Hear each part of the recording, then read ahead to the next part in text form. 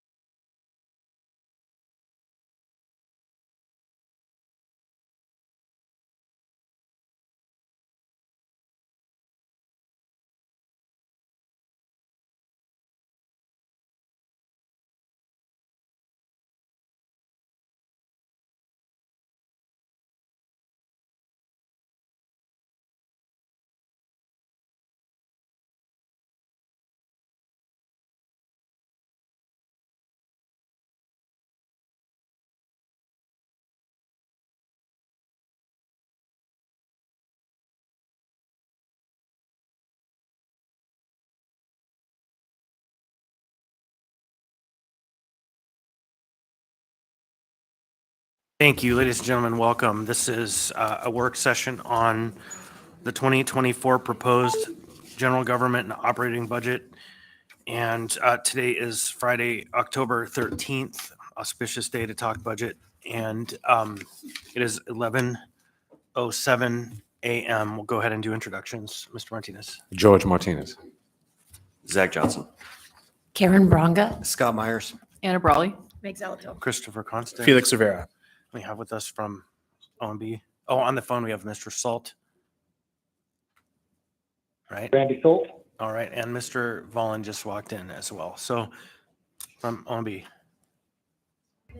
Marilyn Bonzoff, OMB. Hey, good morning, Kent Colhays. All right, thank you. So now begins in earnest the deep dive into the operating budget and the budget in general. So we are scheduled from 11 a.m. to 4 p.m. As Mr. Rivera pointed out, the Dunbar principle is in effect. That is a ceiling, not a target. And with that, we're going to hand off the conversation to Marilyn Bonzoff, Acting OMB Director. Marilyn. Thank you, Chair Constant. Hello, I am Marilyn Bonzoff, Deputy Director of OMB, currently Acting Director of OMB. Courtney Peterson, the previous OMB Director, had an opportunity to take a different position in the municipality. She is now a manager at the Community Development Department. In addition to our director change, OMB has a new administrative officer, Erin Baker. It is with their efforts and that of our superstar budget analyst, Christine Chestnut, and really big assists from our previous administrative officer, Lila Lawyer, that we were able to present the mayor's 2024 proposed budget by its charter due date. I would like to thank them and the staff of all the departments for their efforts during this process. My role is typically supporting the policies and processes behind the scenes and not so much public presentations, but I will do my best to represent the information that needs to be presented. Administration and department staff are also here to answer questions as they come up, and as per our normal process, we will take note of and provide follow-up responses to questions unanswered here.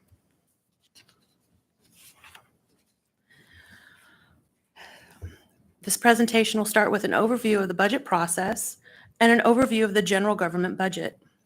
We will then present these general government departments today. So what we see on the screen is our schedule for today, with the directors available for questions, with one scheduled break, and may take an additional break if requested. The remaining general government, utility, and enterprise departments and ACDA will be presented at our work session to be held on October 27th.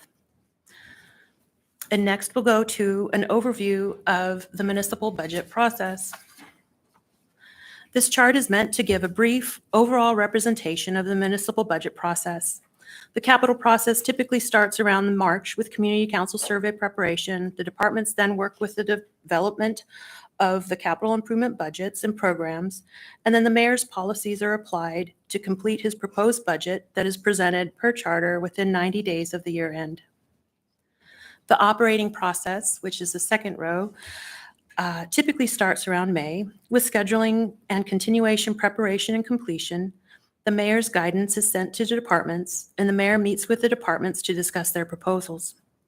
The mayor then evaluates the financing sources and applies his policies to the department proposals to produce his proposed budget. That, like the capital budget, is presented per charter within 90 days of the year end. Once the mayor proposes his budget, he may submit changes to it with an S or substitute version, and the assembly may amend it. This is the stage that we are currently in, with work sessions and public hearings and approval by the assembly, typically at the last assembly meeting in November. So it's that yellow area. Offshoots of the approved capital budget are the general obligation bond propositions to be presented to the Anchorage voters at the upcoming spring election. This is a process in and of itself. And then also the legislative program may also include the state-funded projects that were included in the approved general government and utility enterprise capital improvement budgets. The operating budget gets revised in the spring with updates to revenues, allocation factors, and data, including population and CPI for the final tax cap, prior year closed status, and other possible cost adjustments for previously unknown items in order to set the fund balance reserves and tax need for the year. This revision is presented to the assembly at the first assembly meeting in April and is also subject to the mayor's S versions and substitute versions and assembly amendments, and then assembly approval by the last, hopefully by the last meeting in April, in time for the treasurer to prepare and send the tax bills 30 days prior to the typical tax due date of June 30th. Next, we'll go into the 2024 proposed budget, starting with the mayor's priorities. During the 2024 proposed budget process, the mayor tasked the departments with proposing a flat 2% and 4% reductions from their 23 budgets. He conducted thorough review with each department on their budget and realized spending efficiencies. This review allowed improvement on the government spending process and brought us to a budget that is $2.4 million less than the 2023 revised budget. The mayor's proposed budget focuses on safety, prioritizes the people, and allows the continuation of crucial services while staying under the tax cap by $12 million. Stop you. Yes, Someone sir. wants to get in the queue, Mr. Rivera. Oh, I'm good for the end of this slide. Okay, thank you. Key items of interest in the Mayor Bronson's 24 budget include investments in public safety with core services remaining intact, addressing the need of homelessness and population, the homeless population, and snow removal, increased investments in early childhood education and best beginnings, continuation of public transit Route 85, paying off more debt that is being incurred. And with a plan of moving forward, a focused effort to reduce debt, eliminate unnecessary burdensome government policies, regulations, and practices, finding efficiencies and reducing property taxes. The mayor's 2024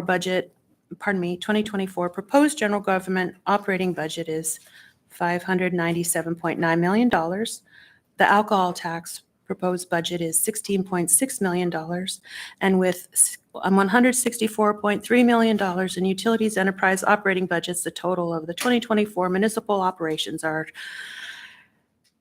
proposed to be about $79 million, which is about $750 million. The general government capital budget is $190 million and $64 million to be supported, and the utilities enterprise capital budgets are $75 million with a total proposed utility enterprise capital appropriation of $64 million to be supported by the almost 300,000 residents of Anchorage. We will now go to the general government details. Hold on, Mr. Rivera. Yes.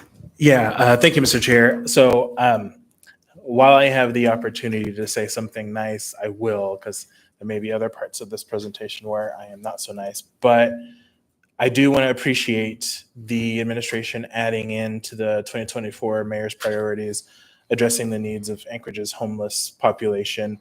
I know that's something that I raised when we looked at the 120-day memo, the lack of that inclusion in it. So I appreciate you all hearing that and then addressing that in here. Thank you. Ms. Brawley. Yeah, thank you. Also, briefly, thank you for highlighting some of the key policy choices. And then I'll just invite or encourage members to look at the statements that are made there and then what they actually look like in the budget and making sure that they align. But I also want to ask Marilyn if you could briefly speak. I know you'll probably cover it later, but since it's showing that marijuana tax is essentially zero, maybe you could just very briefly explain that it's not that we aren't collecting marijuana tax, but what's happening there. And then we'll get into it in more detail later, I believe. Thank you, Assemblymember Brawley, through the chair, Constant. The marijuana tax per voter approved proposition is no longer supporting general government operations as of 2024, and will have a separately developed budget with, I believe, a board approval, and the funding source is estimated to be about 5.7 million, but it will be used for, I think, childcare and education. And that's why that is why it's not presented here, is because that process is now to be an independent process and is not included in this presentation.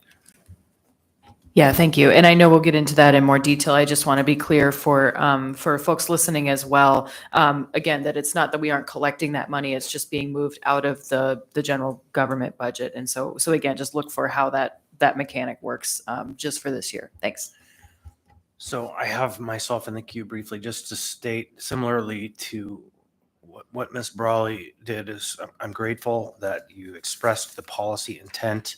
I just want people to understand what I heard, reducing unnecessary burdensome government processes. What does that actually mean in the context of this budget, which we will soon find out? It effectively means eliminating positions and not delivering services, because you cannot deliver the services without the bodies. And so I look forward to exploring over the course of today what exactly that means to the taxpayer and then to the resident of the city who depends upon the various functions of the city government to provide and promote the services we need. And so, for example, I look forward to seeing how we budget out one position that I'm well aware of, Mr. Wilbur, not one position, one person, who functionally is running 4 departments right now. And so it's really efficient government if you can have one person run 4 full-time positions managing hundreds of municipal employees. But is that actual real? Is that possible and practical, especially over time? And so I'm very much looking forward to getting into what I call a euphemism, this unnecessary burdensome government processes. Thank you, Ms. Bonzov, you have the floor. Thank you, Chair Constant. For general government, we will first provide an overview of the operating budgets and alcohol tax and capital budgets, and then present them by department. We will start with an overview of the financing sources supporting the operating budget. This table shows the main changes in the financing sources that support the general government operating budget. Non-property tax reduction is primarily due to the movement of marijuana tax to outside general government to fund childcare and education in the amount of about $5.7 million. And then also the motor vehicle rental tax reduction of about $1 million, offset by an increase in room tax of 1.7. These are projections that were provided by our Treasury Department.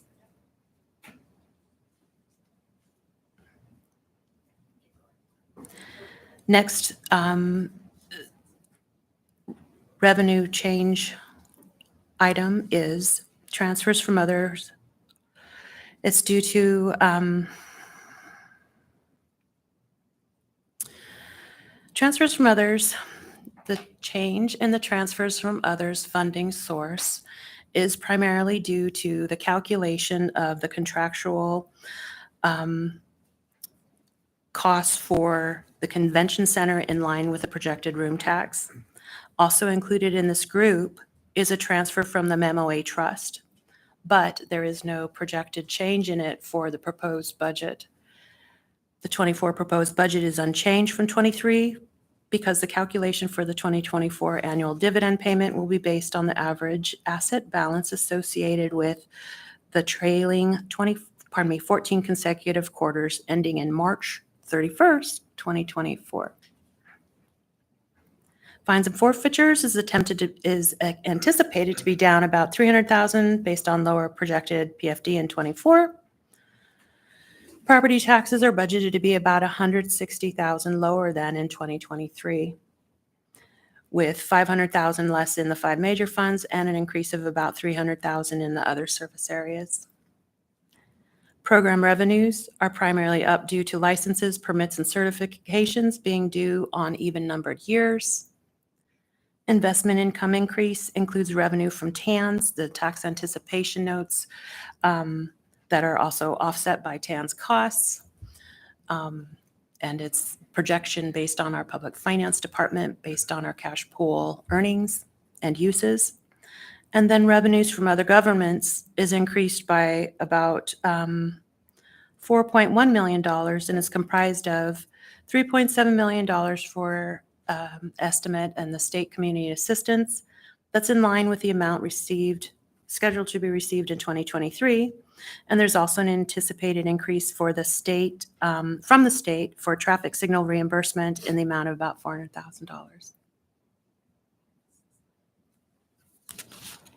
Thank you, Marilyn. Ms. Zalato.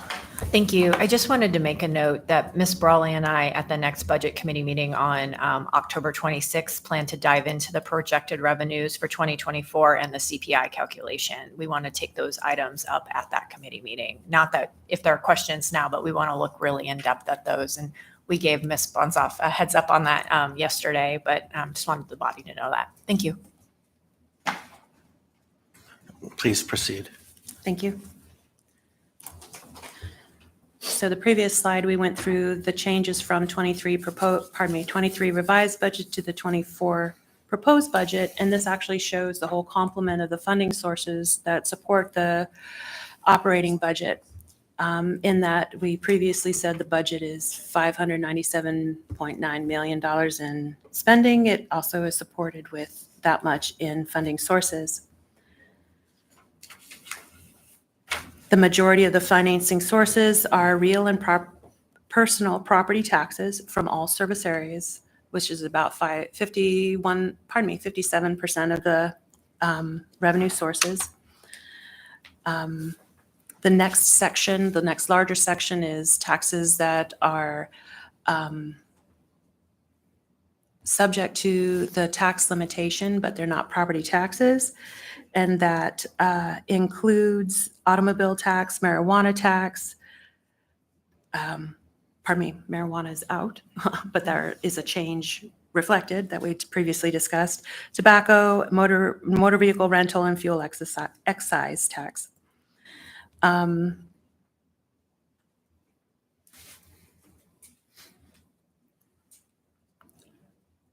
Let's see here. Other items for interest might be fund balance. There is no fund balance budgeted in the 5 major funds to support the 2023 nor 2024 budgets. Fund balance reserves are typically set during the revised budget process. Once the prior year is closed and fund balance amounts are known, it is typically during this stage in the budget process that the fund balance amounts can be identified for use or replenishment.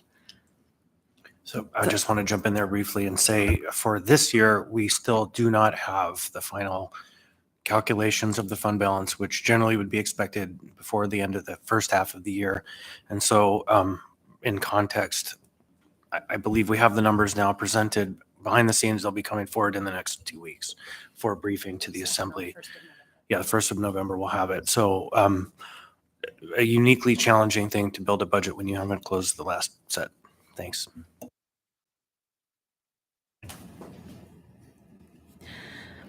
There's not only fund balance supporting the 5 major funds and the service areas, there's also other self-sustaining funds. It looks about flat, but within that category it's comprised of the Building Safety Service Area Fund that is set to use about $2+ million of fund balance in 2024. The Convention Center reserves is set to build about $6.5 million. Workers' compensation and general liability funds show a use of about $900,000 based on the 2023 allocation factors. And the information technology fund shows about a $4 million use, but that is due to the SAP capital project recovery rate that is different than the rate of depreciation that's posted. And that is it for our overall. I have a question for Yes, you sir. on the BSSA $2 million. That's funded by, the BSSA fund is funded by permits and other things. So when a permit is applied for in Eagle River, do they pay into the BSSA fund because they're not a member of the BSSA? Sir, I will have to find that answer for you. And the reason why that's an important question is, are we providing a service to Eagle River that they aren't paying for? To the chair, I should be able to find out today by the time Mr. Wilbur and his team are here for the budget Thank you, discussions because this I afternoon. think we need to know that. You know, they pride themselves in not being part of it, and yet if they're gleaning a benefit of using the permitting center and the staff that come from that, then we have to find an alternative way for the folks from Chugach, Eagle River to make the necessary investment to use the services that they're using. Thank you. So that concludes the overview of the general government funding sources. Next, we're going to get into. Felix had a question for you. Yeah, thank you, Mr. Chair. Just comment and then I guess request, since I believe we're going to have a work session on the fund balance at a future date, if I remember my calendar correctly. Comment on not having the audited financials done in time by the budget. It is somewhat of a unique situation, although not unheard of. I believe it was in 2019, we didn't have the ACFR done until like a couple of weeks before we voted on the budget. Yeah. And it got to the point where Member LaFrance and I threatened to filibuster the budget until we got that ACFR in. This year, we're not going to get the ACFR in before we vote on the budget. In fact, I don't even know if we're going to get the ACFR in by the end of the year. We'll see. That said, there was an interesting note made on page, in my version, page 43 in the PDF, but for members I-33, there was an interesting note here talking about some policy discussion for fund balance. And again, I know we have a work session, so I'm just putting this on the record, and hopefully we'll discuss it at the fund balance work session around adjusting our fund balance policy from the 12% that we have now to up to 15%, which the argument here is that that's a more normal kind of fund balance that rating agencies expect. And looking forward to having that discussion at the work session in the future. Thanks.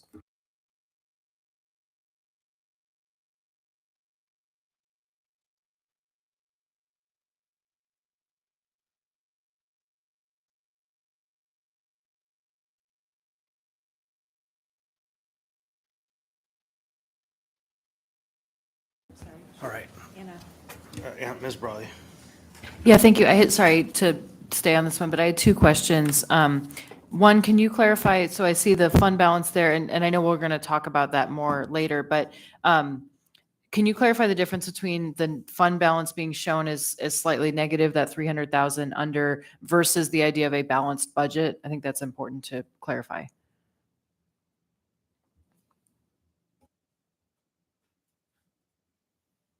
And I guess I mean, it isn't that we are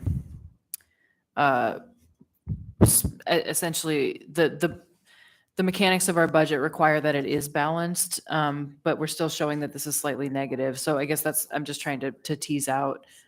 It's not that we're simply overspending, but can you describe that, how that fits in or why it's listed as a negative revenue? Yep, the building safety service area is running at a deficit. The expenditures exceed the revenues that are bringing in on an annual basis for the last couple of years. It is borrowing from the cash pool as it does that. Thank you. And just to highlight, that's a complexity. So it's not that we're allocating more revenues, but that's a piece that we're going to keep talking about. The other question I had is if you could tease out the federal versus state. So I'm looking at the federal and state revenues, 21.1 million. For future years, it would be nice to have those separated out. And I'm not asking that for right now. But I would like to understand how much of that is federal versus state. And I call attention to that because historically, we have received more revenue from the state, as I think everybody knows. And so I want to understand kind of how much of that is federal, because I know a lot of that is federal pass-through money or grants, as I imagine. So if you could just, if you happen to have how much of that is federal and how much is state total, that would be helpful. That information is included in our budget document. I will do my best to provide it later in the presentation. Thank you.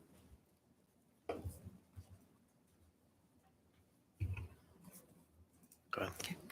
Continue on from funding sources. We'll next move to the actual direct cost budget that the direct cost budget for 2024 proposed. This Where that is in the budget. chart shows the changes from the 2023 revised budget to the 2024 proposed budget. And as we noted in the walkthrough of the budget process, the operating budgets start with developing the continuation, keeping this year's programs at the proposed budget year's costs.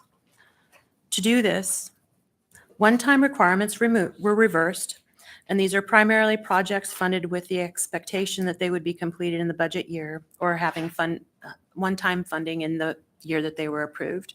And that's about $5 million. Marilyn, do we have a detailed table of what those expenses are somewhere in the packet? Yes, sir. Not in the packet, absolutely in the budget document. Right. May I cite the page right now? Sure. Okay, so we have 3 budget documents presented. The largest one is our general government operating budget. It includes a 6-year fiscal also, which is a separate document for you all to approve. In the overview section on page II-14 is a walkthrough of, it's a different pivot of this same information. And underneath this graph, and it's actually by department. And so underneath this graph are the specific items that these amounts are comprised of.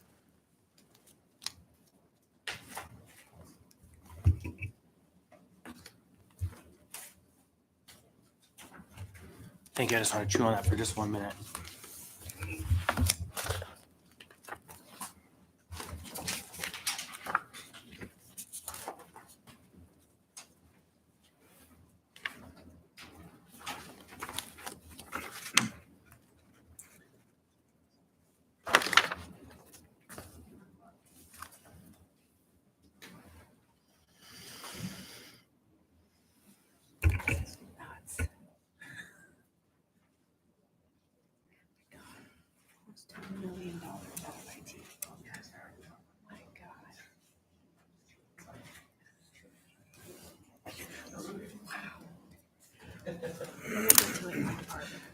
It's 2.643 billion. Yeah, well, 2.6 million. Go ahead, Ms. Brawley. Thank you, Marilyn. And I know we're going to get into more detail, but I'm looking at the one-time spending reverse, and I appreciate you explaining what that is. Can you characterize in the continuation budget or I'm sorry, in the proposed budget, because I see there's basically 0.6 increase and I see there's ups and downs there. Do you know about how much in one-time spending was proposed in this FY24 budget? Through the chair, I'm not sure I see the 0.6 increase. Did I mishear? Thank you. I'm looking between the 2024 continuation budget and then did I do the math right? And the 597.3, and then it nets out to the proposed budget being 5.97.9 or 597.9. Oh, just the change between continuation and proposed. You want to know how much is one time? Yeah, because I see that there's ups and downs depending on the specific choices made, but just wondering how much of that is one-time expenditures. The one-time item that is identified, or items, but it's a group, it is the labor savings, the $2.6 million. So essentially, the only one-time policy choice was that the labor savings. Yes. So I'm getting chided by my vice chair to be mindful of the time, but these are the questions that matter. So somewhere between let's get rolling and let's get the questions, we have to proceed. And so I feel like I'm going to have to spend some time understanding what these one-time labor changes are, because labor in the end is the challenge of our time. Thank you. So I guess we'll proceed.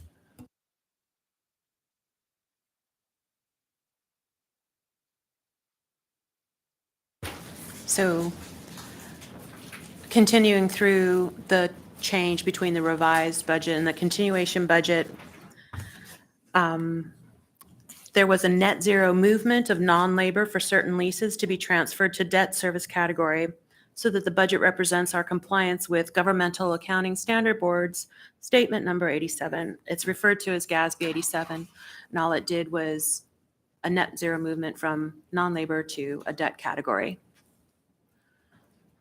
There is a debt service adjustment. It's adjusted in accordance with scheduled debt that was approved for previous projects.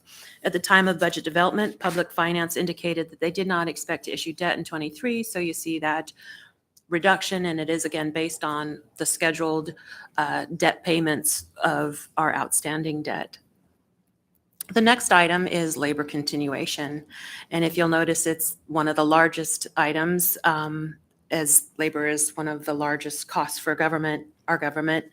The labor continuation is usually the largest chunk of the continuation.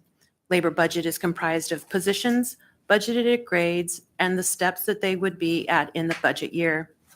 If the positions are filled, the budget includes any employee-based status, such as service recognition, performance pay, certificates, and education. The salary schedules from the approved collective bargaining agreements for the budget year are applied to the positions.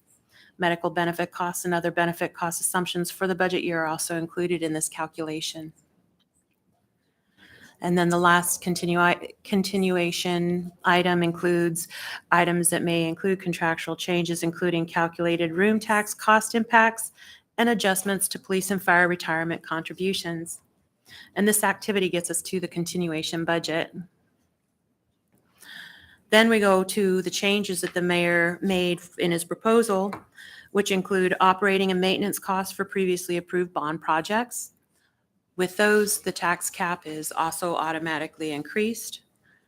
And then the mayor proposed labor savings due to anticipated vacancies.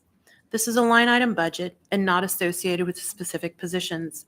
It is budgeted as one time with consideration that the positions will continue to be recruited for in the hopes of filling them.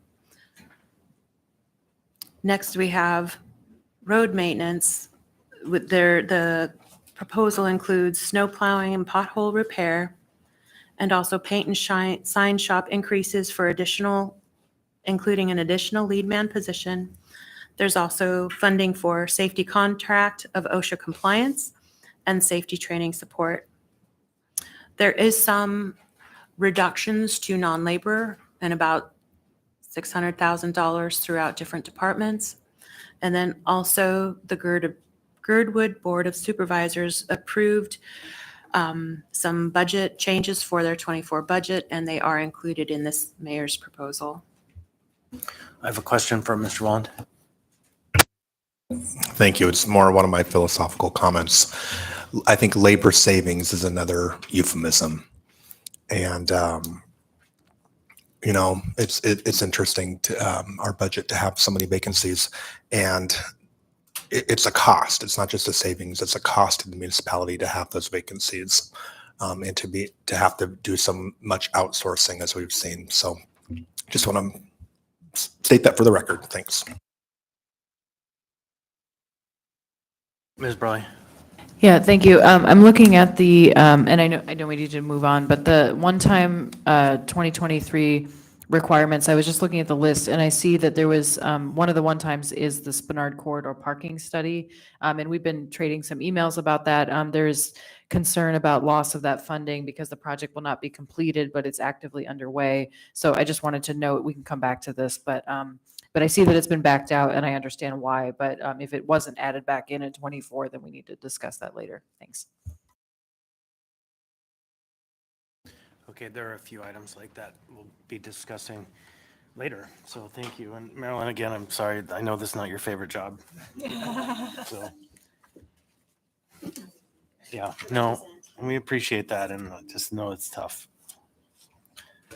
And thank you, Chair. And there are mechanisms to continue projects after the year is over. So the 2024 proposed budget is about $2.4 million less than the 2023 revised budget based on all these changes. So after going through the changes from revised to proposed, next we'll look at a pie chart of the proposed budget categories. And again, as we spoke before, the chart shows that the majority of the costs, 55%, 56%, are salaries and benefits related to labor. Other services make up 28.3% of the costs and include non-labor expenses such as contractual services, utilities, fuel, fleet, and contributions to police and fire retirement. Debt service makes up 11.7% of the cost and includes the scheduled debt from bonds and leases, including the GASB 87 activity. The next slide will show. This chart shows a proposed budget ranked by amount of budget by department. 40% of the budget is invested in public safety. The police and fire departments, as you can see, are the top two departments in proportion of the budget. 67% or 2/3 of the budget is the core services of police, fire, street maintenance, and public transportation, and then also including debt service. The other third of the budget is comprised of the other 25 departments and depreciation. Continuing on, one last slide for general government, and this presents the changes of positions from the 23 revised budget to the 2024 proposed budget. The overall change in positions shows a net increase of 17.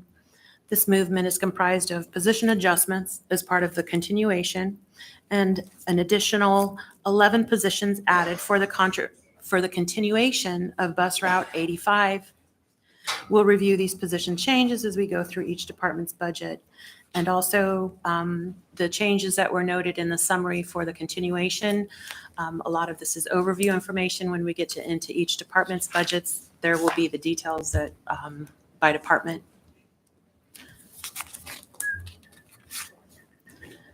The next slide that I'll show is the alcohol tax key budget changes from 2020. Marilyn, hold on just 1 minute. Yes, Go sir. ahead, Ms. Salato. Thank you. Just so that the record is clear, when we discuss the alcohol tax, I'm the executive director of the Anchorage Coalition to End Homelessness. We are a direct grantee under the alcohol tax, as well as we have supported a unified funding proposal with Covenant House and Catholic Social Services. So if we start talking about those line items, it's my intention to get up and walk away from the table till we're done. Thanks.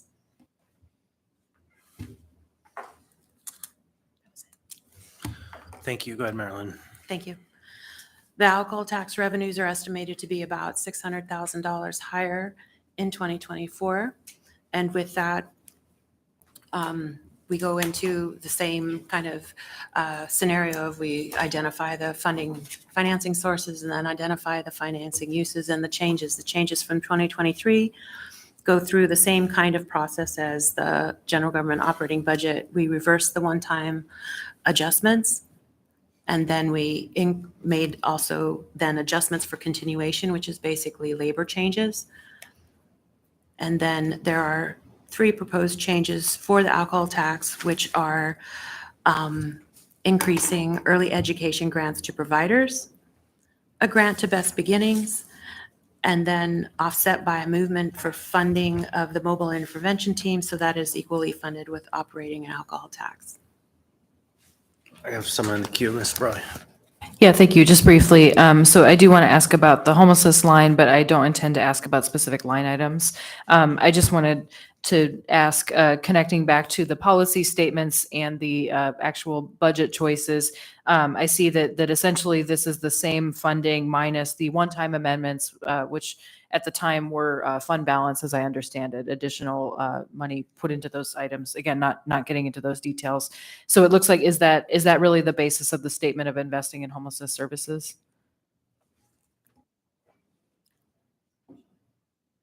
Yes, thank you. From the earlier in the presentation, there was the series of mayor's priorities, and homelessness services was one of them. So I'm asking if this is the primary, I guess, footnotes to that policy statement. Through the chair to Ms. Brawley, I would say that yes, the mayor has demonstrated this year his commitment to things like the Golden Lion, the work at Solid Waste Services Central Transfer Station, and the hard work done by Alexis. So I would say yes, the 24 budget does represent his interest in advancing the concerns surrounding homelessness. Ms. Brawley? Yeah, thank you. So, and again, we can dig into this later, and it's not that alcohol tax would be the only place to discuss this, but the things that you listed off right now are funded through FY23 and were done as a result of the Assembly reappropriating money to those purposes.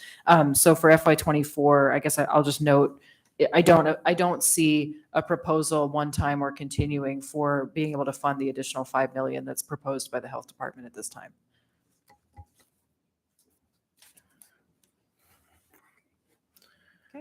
Which again gets to that idea of, what are the facts that are being presented versus the story that's being told. And the budget itself is the fact. All of the conversations in the media and other places are just the story. Go ahead.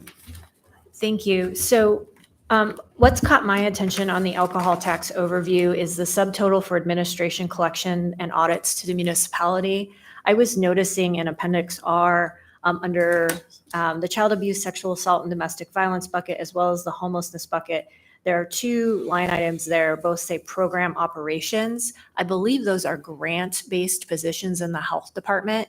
To me, that seems to make a lot more sense to be under the administration, collection, and audits to the municipality bucket, I guess if we want to call it a bucket or category, because it's really the personnel that make the tax go versus the substantive programming. So it's just something to consider, especially if we're considering a potential S to the budget, because I think some of that may offset the proportionality of the budget in terms of the equalness between the buckets.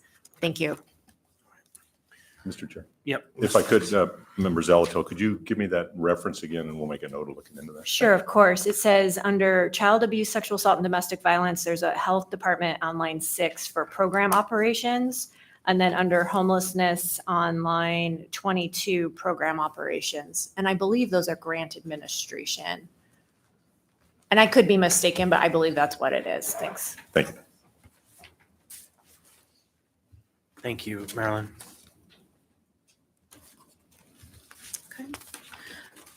Continuing on with the overview, if I may I step back to the state and federal funding for supporting the general government budget. This federal funding for supporting the general government is proposed to be $13.1 million. Can you say the as seen page? in, yes, sir. And it's section 3, which is the revenue section, page 8. federal revenues are separately identified. Thank you. And then the state revenues are separately identified on page 10 in the amount of basically $8 million.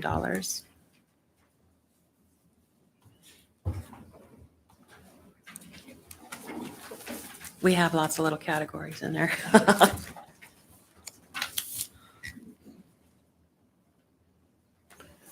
So that, of course, on that state revenue question raises the question of how did the budget department make the conclusion that we're going to see 10 times increase of revenue sharing from the state this year to budget for it? I spoke with the state and that is the amount that they indicated is probable for next year. And it is the amount that we are to receive this year. We were It is in supposed line. to. It is in line with the amount we are supposed to receive this year. The 23 budget is lower than the amount, much lower than the amount that we're set to receive this year. Didn't the governor veto the revenue sharing? I am not aware of that. Okay, I thought he did. I could be wrong. I did speak with the department that provides, that I work with to apply for the grant and receive the funding. So does that then suggest that the 23 budget is going to see a $3.5 million increase? Yes. Yeah, the expectation for revenue receipt for the state assistance in 2023 is the $4 million. It's in line with the budget for next year. And our budget this year, though, is about $300,000. So yes, that will be unbudgeted revenue that we will receive, that we should receive this year, according to my conversations with the state. All right. I am very interested to understand how and when that will happen. Thank you for that information. That's Um, intriguing. If I may, Thank you, please. a component of receiving that funding is submission of our completed financial reports. Absolutely. I get it. Okay. Ms. Brawley. Yeah, and just to clarify, because I remember we discussed this in our last Budget and Finance Committee meeting. So the community assistance is from FY23. And then I happen to be looking at the vetoes from FY24 budget and community assistance, I believe, or a portion of it was vetoed, but that's for FY24. So really, we're talking about money that was allocated a year ago, just to be clear about that, if and when we get it. So what I just heard you say, and make sure this is correct, the monies that we're expecting are actually from the previous budget year, not the current budget year we're in. At the state. Yeah, no, absolutely. Oh, very interesting. Okay, thank you. Please, Ms. Bonza. Okay, that is it for general government operations. Next, we'll go to general government capital. This is a summary of the 2024 capital improvement budget, which shows a proposed capital bond amount of $550 million, which is not more than we will be paying off in 2024. It also includes a state request of $112 million to a total of $190 million. The projects that comprise these amounts will be included in the department presentations, and as with all the information in this presentation, additional details are provided in the proposed budget documents, both hard copy and online. This concludes our general government overview. We will next get to the general government department details. Thanks. So before we do that, there's a Yes, sir. question from Ms. Alta. Thank you. So the state capital line at $112 million, I'm really curious what the policy rationale is to include this much for capital needs, particularly since we tried this last year and didn't have a ton of success. And in particular, what I'd like to see over time, through this process is what are we proposing for these particular state projects? And are we getting behind in our capital projects because we're not bonding for them locally? So anything that's being delayed, if it was on the state list last year and we're including it on the state list this year, where then was that project on the CIP? I hope that makes sense.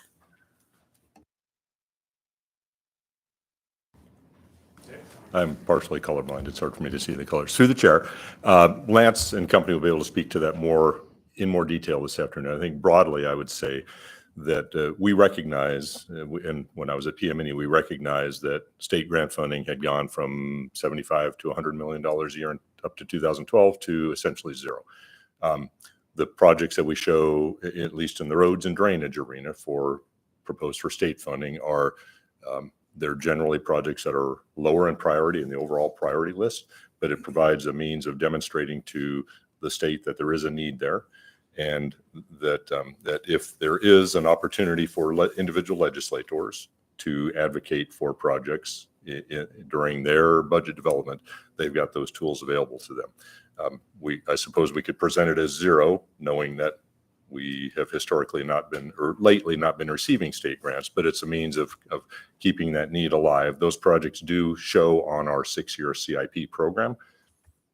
Yeah, I think, and I can ask Mr. Wilbur when he's here, but what I would like to see is kind of what year they were slated for in our CIP program if we weren't asking the state, because I just want to make sure we're not getting behind, because deferred maintenance can equal catastrophic failure, which then is expensive repair and other things, as you know Correct, all too yes. well. Thanks.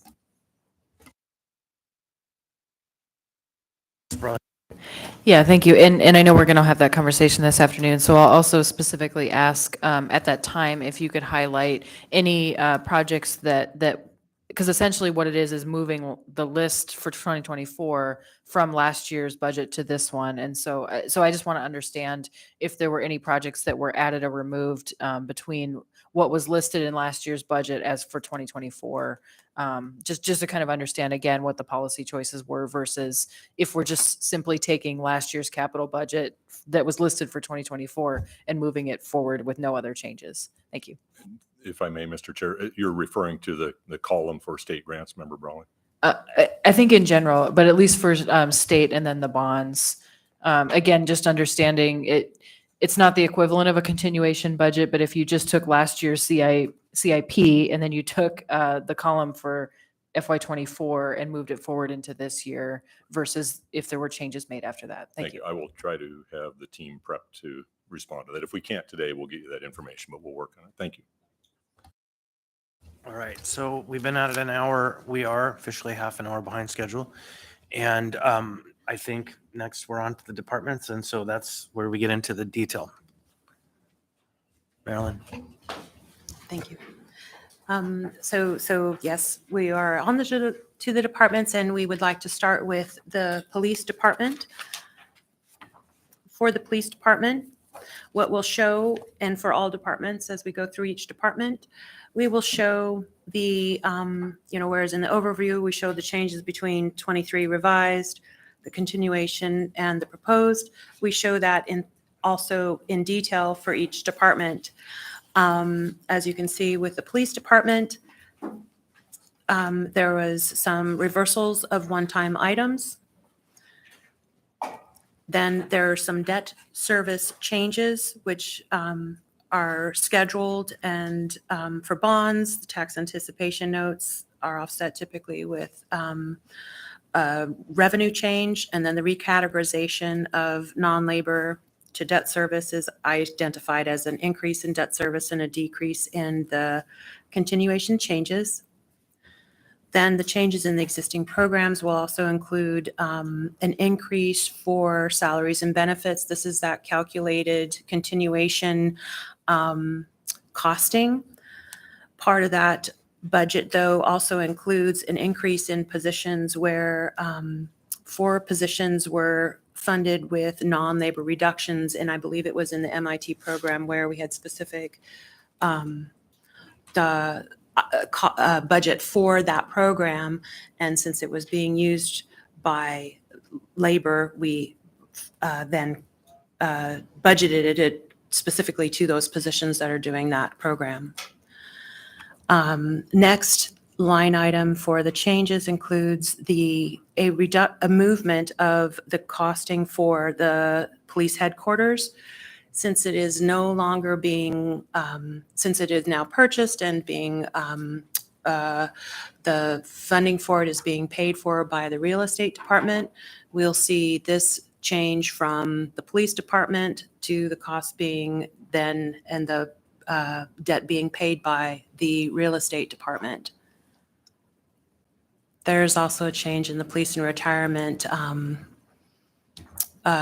projected funding, and then back to the GASB 87. And there were no proposed changes to the police department and operating. So if I might briefly, the police and fire retirement, that's the separate retirement program that we have that's funded under at least leased back deal that we made. Like, it's that separate board, right? for Part the of it is, older yes. retirees. Yes. And so for members to understand, that's not our PERS and TERS liabilities. That's a separate and small category of individuals who are still alive from and beneficiaries of the investments that they made as municipal workers in the 90s and before. And so it's just an oddity of the books and has to be funded. And it's, because of how things were shrinking over time, but the expenses, the beneficiary pool is shrinking, but the expenses continue to go up. So Ms. Bonta. Thank you, sir. So moving on from police operating. I'm sorry, Ms. Zelatil. Thank you. I have a few questions with regards to this slide. First, can someone remind me of the vacancy rate currently within the police department? Yes. Hit the button, green light. There Got you it. Yes, Assemblyperson Zalatel. It's currently at 79 vacancies as of today. Can you say your name for the record? Yes, it's Captain Josh Nolder, Great. NOLDER. Thank you. So I see here a reduction sorry, not a reduction. I see the non-labor reduction for the 4 additional positions, and it's $2.8 million. What was the money, what was the non-labor money this year? Like, where is that coming from? Because if it was in non-labor, it was funding something. So what was it? Ms. Bonta. If I may, through the chair, the salaries and benefits adjust, that $2.8 million does not represent that movement of the 4 positions from non-labor to labor. That $2.8 million represents the change in costing for the 600-ish positions budgeted in the police department up to the 2024 proposed budget costs. Got it. So how much is coming from non-labor into labor then? Because I don't see a reduction in here to demonstrate that specific move. We can get that for you. It's probably about, I will get that for you. Okay, because I don't understand what the potential impacts may be without knowing where the shift is. Okay.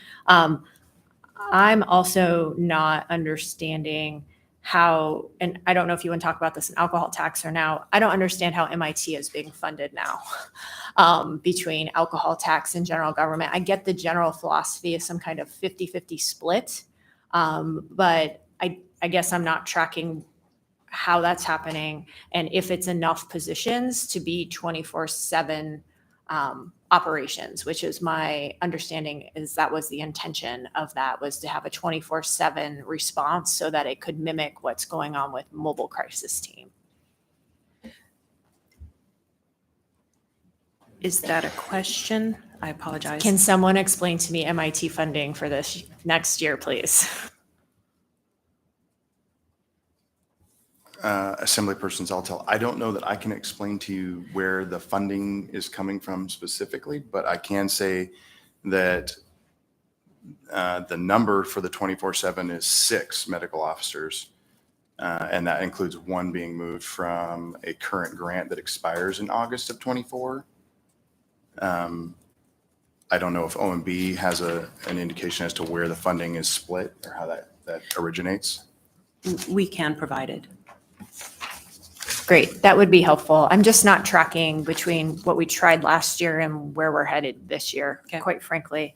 And And then my other question is, with a vacancy rate of 79, is there enough money in the proposed budget to handle all of the academies you may need to try to get staffed back up? Thank you, Assemblyperson Zaltel. Our issue now is we can fund 2 academies, but they'll generally be 50% staffed. The money is sufficient. It's the desire to fill those with personnel or people desiring to be police officers.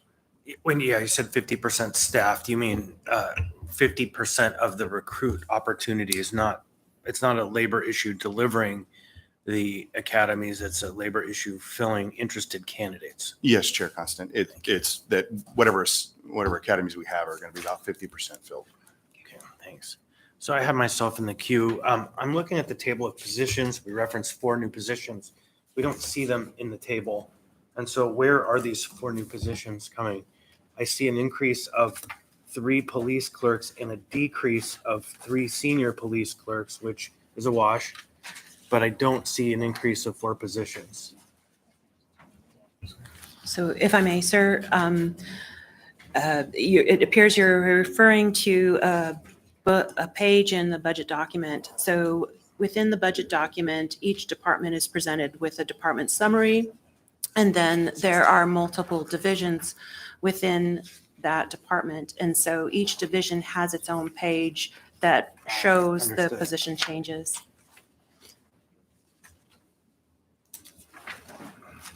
So 4 new positions for medical officer. No, it's not, because there's also a reduction there. Reduction there. Okay, I guess I'll just ask the question, what are the 4 new positions after all of these changes?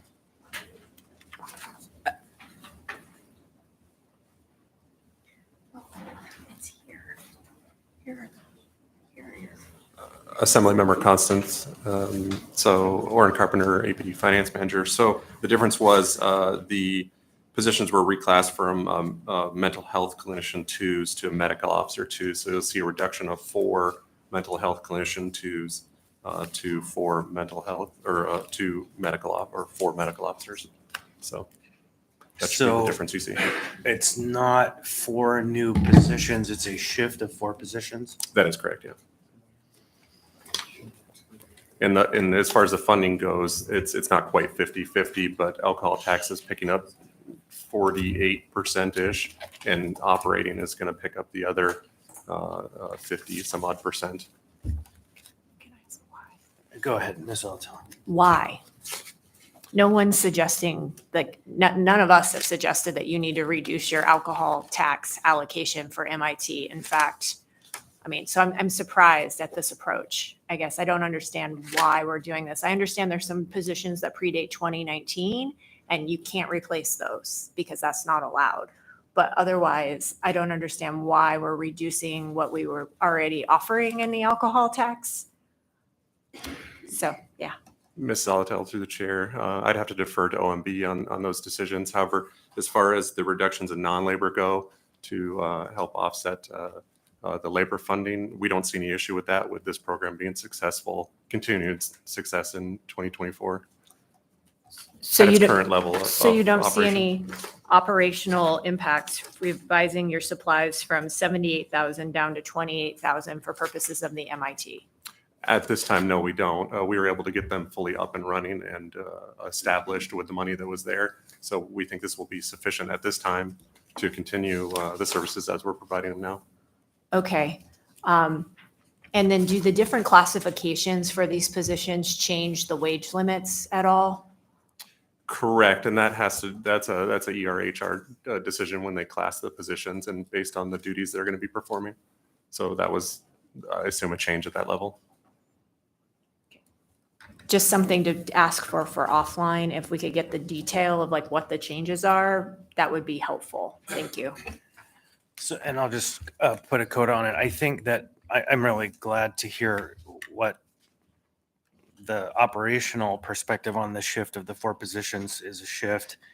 Now that I've done the math, it definitely shows that there are 4 new positions going in. It doesn't show a shift And so it's a thing that probably there's a little coordination to figure out what's actually happening is due. And so thank you. This one's the big one, of course, so it's the one that's going to have the potential for more challenges. So, okay, no other questions, Marilyn?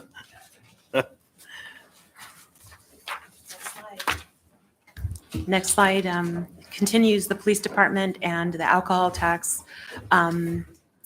That portion that they have a program in the alcohol tax for, and they're under the first responders. Same thing, we reversed.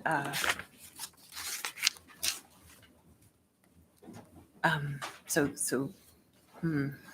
thing, it shows a reversal of one-time amendments, continuation adjustments for typically labor, and then a proposed change to reallocate the funding for MIT between operations and alcohol tax.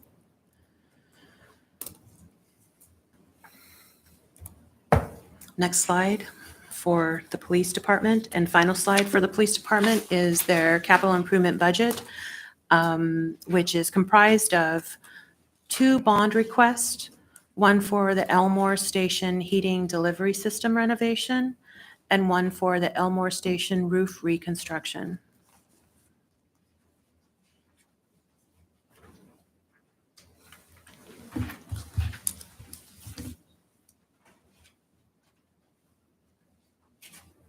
Ms. Brawley.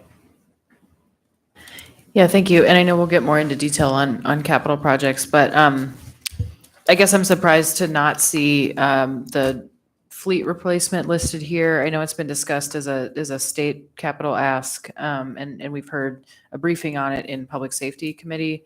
So again, I guess I'm still trying to reconcile, what we hear from departments in terms of challenges and the things that we're not adequately funding, and then not seeing evidence that those things are being brought forward by the city's leadership. So maybe you can clarify where that sits. Member Brawley, I'm going to go out on a limb. I believe, we'll confirm, but I believe that there is $1 or $1.5 million in the M&O fleet budget dedicated specifically for acquiring additional police vehicles. Thank you. So just to be clear. On the capital side, I'm sorry, on the capital side, yes. Okay. So just to be clear, M&O may include fleet that other departments are utilizing. Okay, thank you. Yeah.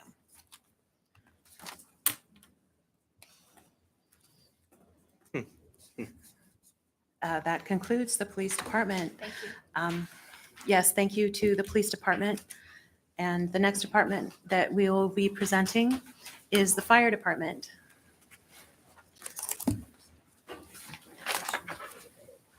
What's that?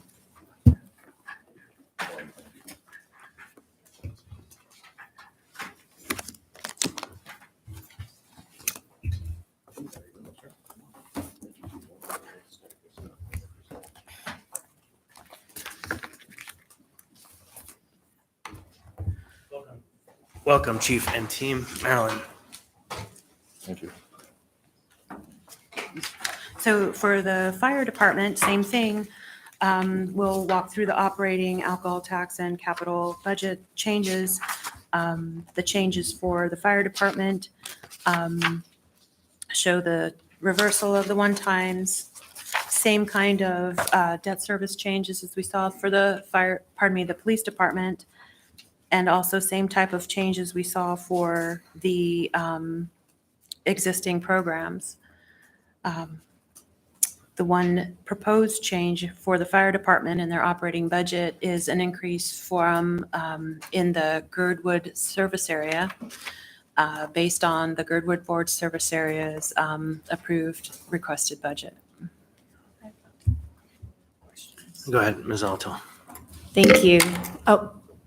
So I'm going to ask nearly every department this. So can you remind me if you have a vacancy rate, and if so, what it is right now? Yes, Member Zalatil, we have no vacancies. In fact, we're overhired by one position as of Wednesday. Okay, great. Thank you. Hold on. I got a question on that. Is that also true for the contracted positions for the fire management plan? Did that finally get resolved? I'm not sure I understand the question. Wasn't there some hiring that was expected to happen relating to fire safety that we had not yet moved through whatever processes to get the positions hired? I think so. Yeah. Yes, Chair Constant, if you're referring to the wildfire manager and the PIO positions, those are currently vacant. We haven't yet advertised for the wildfire management officer. We are in the process of interviewing for the PIO. Okay, perfect. So with the exception of those, your line staff are full. Thank you.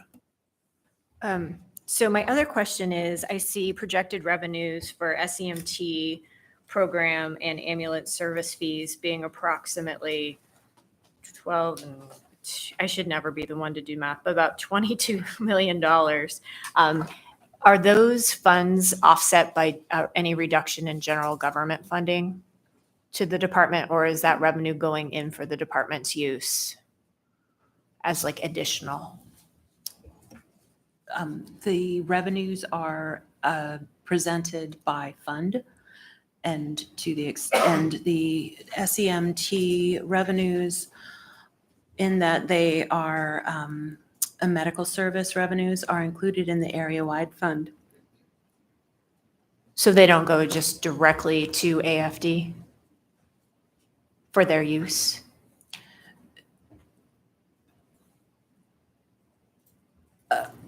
Equivalency being fines paid that the police department get. Those all go back into the police budget. So is that an equivalency, or no, SEMT goes into area-wide and it can be used across departments? I have not done an analysis of the entirety of the cost of the area-wide of the fire department to the revenues that they bring in, but I would suspect that the SEMT revenues are less than the cost of the fire department in area-wide. No, it did make sense. It was a different question. And so I think your question is valid. There was a policy position stated by resolution of the assembly that said the intent is to ensure that SEMT funds accrue to the benefit of the fire service, not to be supplanted by other general funds. So we have a net zero balance there. So I think this budget, if I might, doesn't do what the guidance said, right? This budget just uses them as general funds, the SEMT money. Well, If I may. Go ahead, Mr. Ray. So I guess a question to Ms. Bonzoff on FD12, if you have that available, it does show program generated revenue, SEMT program. So if you can just explain that line, if that's dealing with what Mr. Constant and Ms. Zalatel were speaking to. in the budget document? Yeah, FD12. May I say something? Sure. Thank you for using our budget documents. We love them. There's a lot of hard work put into these Just absolutely love them. by the departments. No, this is a lot of, And if you need to, you can throw it at someone and really hurt them. And actually, I think my question may be answered at the bottom of the document that Mr. Rivera, because I see backed out a program generated revenue total, like it's backed out of then the total net cost, right? yes, it does show that the net cost for this program is a net cost. So the revenues aren't sufficient to fund, are less than the expenses. One thing, I'll stop there. So yes, at this,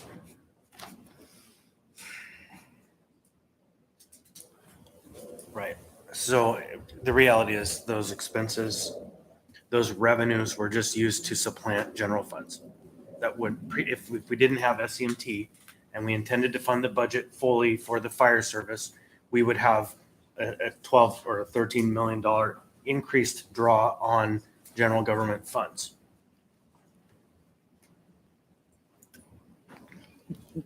they support the program in that we wouldn't have the revenues if we didn't have the program.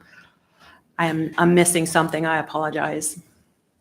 That's fair. I'm going to think about it a little bit more, and I'm probably just going to email you a question. Okay, thank you. I Fair, apologize. All right, so anyone else? Ms. Brawley?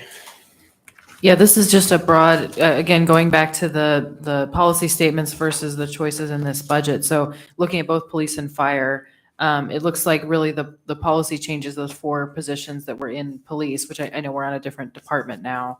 And otherwise essentially not cutting those departments. Is that accurate? Yes. Okay. Okay, so prioritizing police and fire means not making changes or cuts. Okay, thank you. Go ahead. I see the reversal of the one time for an academy, an additional academy. Do you need another academy, or are you good with this budget funded for the academies you need? Thank you for the question, Member Zalatel. We are not presently planning to conduct a second academy. We are planning our one annual academy for 2024. We are currently leveraging the 18 safer firefighters that are funded with a federal grant. We know that we have 96 firefighters that are expected to reach 25 years in PERS and therefore have maximized their eligibility for retirement by 2025. 40 of those, or 43 in 2024. So as mentioned, our firefighting ranks are full. We'll be overhiring in January, and we hope to begin setting ourselves up for that. Great, thank you. I appreciate that you have a plan for the planned attrition. So I have a question on the safer, since you brought it up. When you say leveraging that, have we met the standard we're required to under the grant terms to hire the additional 18 firefighters to meet the terms of the agreement from the federal government? Chair Constant, yes. All right, thank you. Marilyn, thank you. Thank you. Continuing on with the fire department. Next slide we have for the fire department is the alcohol tax. The one change to the fire department's support in the program for the alcohol tax was just a one-time item was removed. Next is the capital budget for the fire department. And it is a bond. It's a request for $700,000 for a fire ambulance replacement funded with bonds.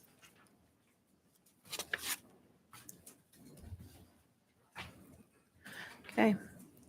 Moving on to the health department. Okay. Thank you, fire department.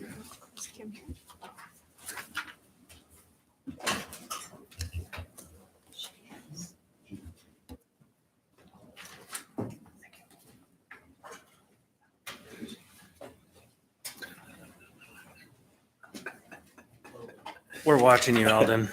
I saw that.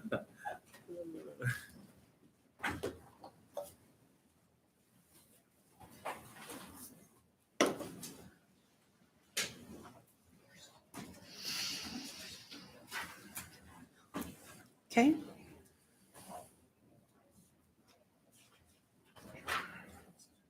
Okay, so for the health department, same thing. We're presenting the adjustments in operating from revised to proposed, excuse me.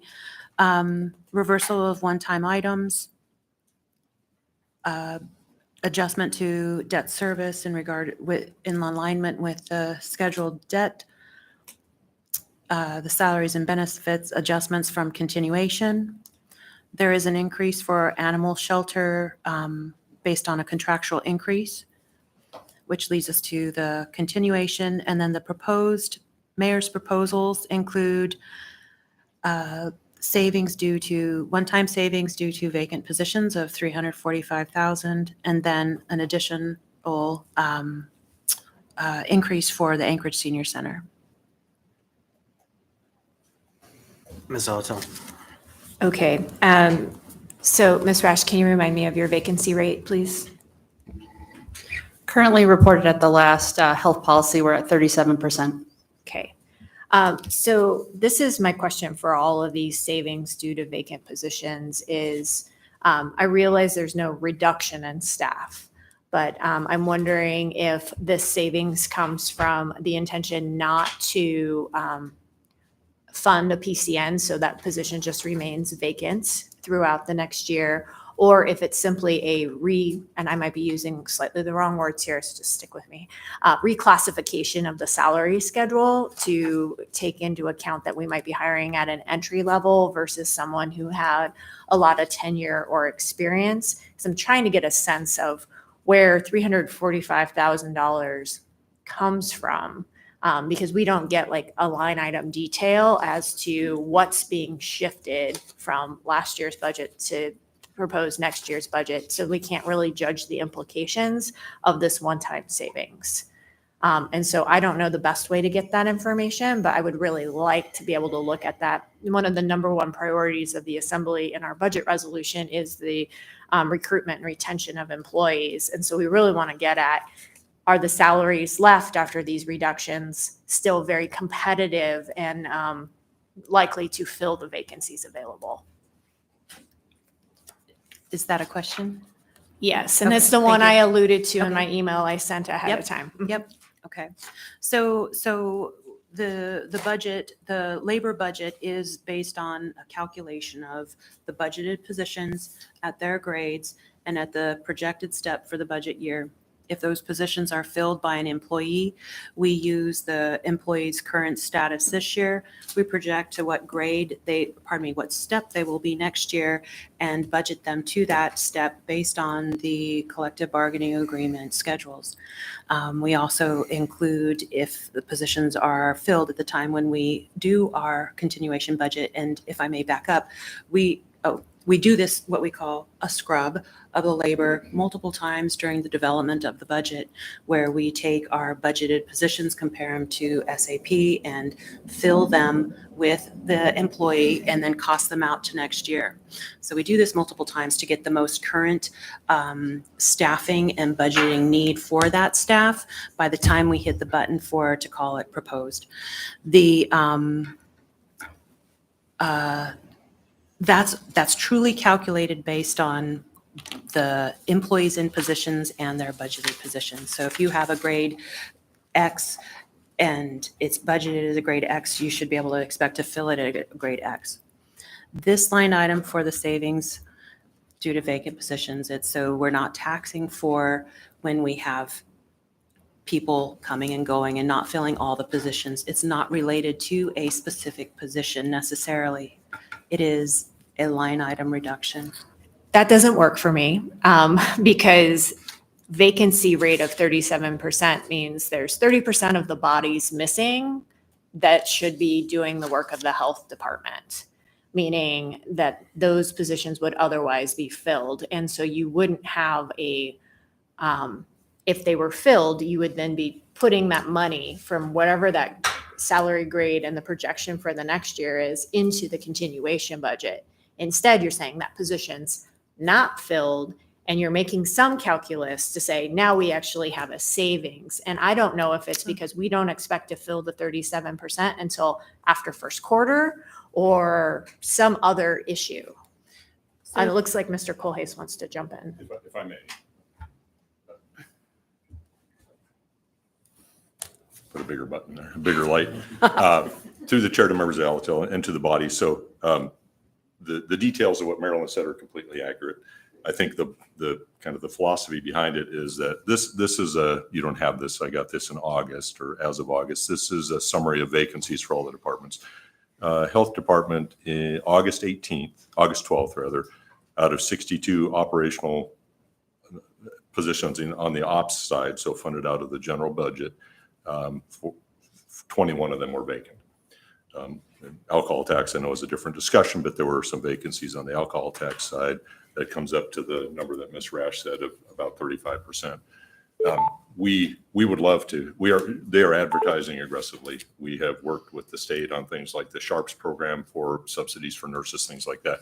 I think the reality is that we know we will not be able to fill 21 vacant positions at the health department in 2024. It's just not going to happen. We will continue striving to fill positions.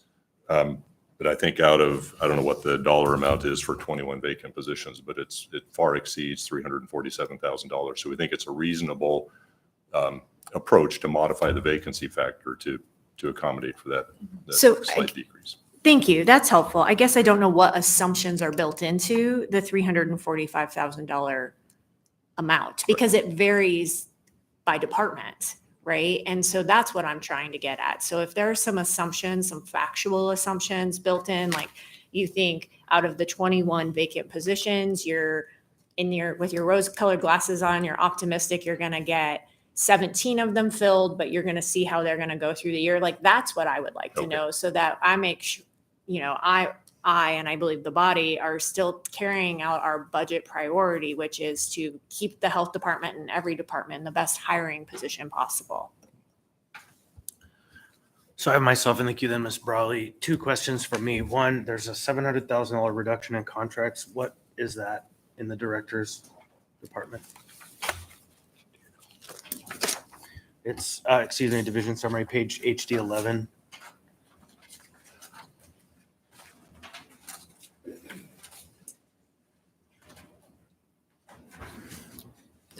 Chair, I believe I will have to confirm, but I believe the only reduction that was, let me look.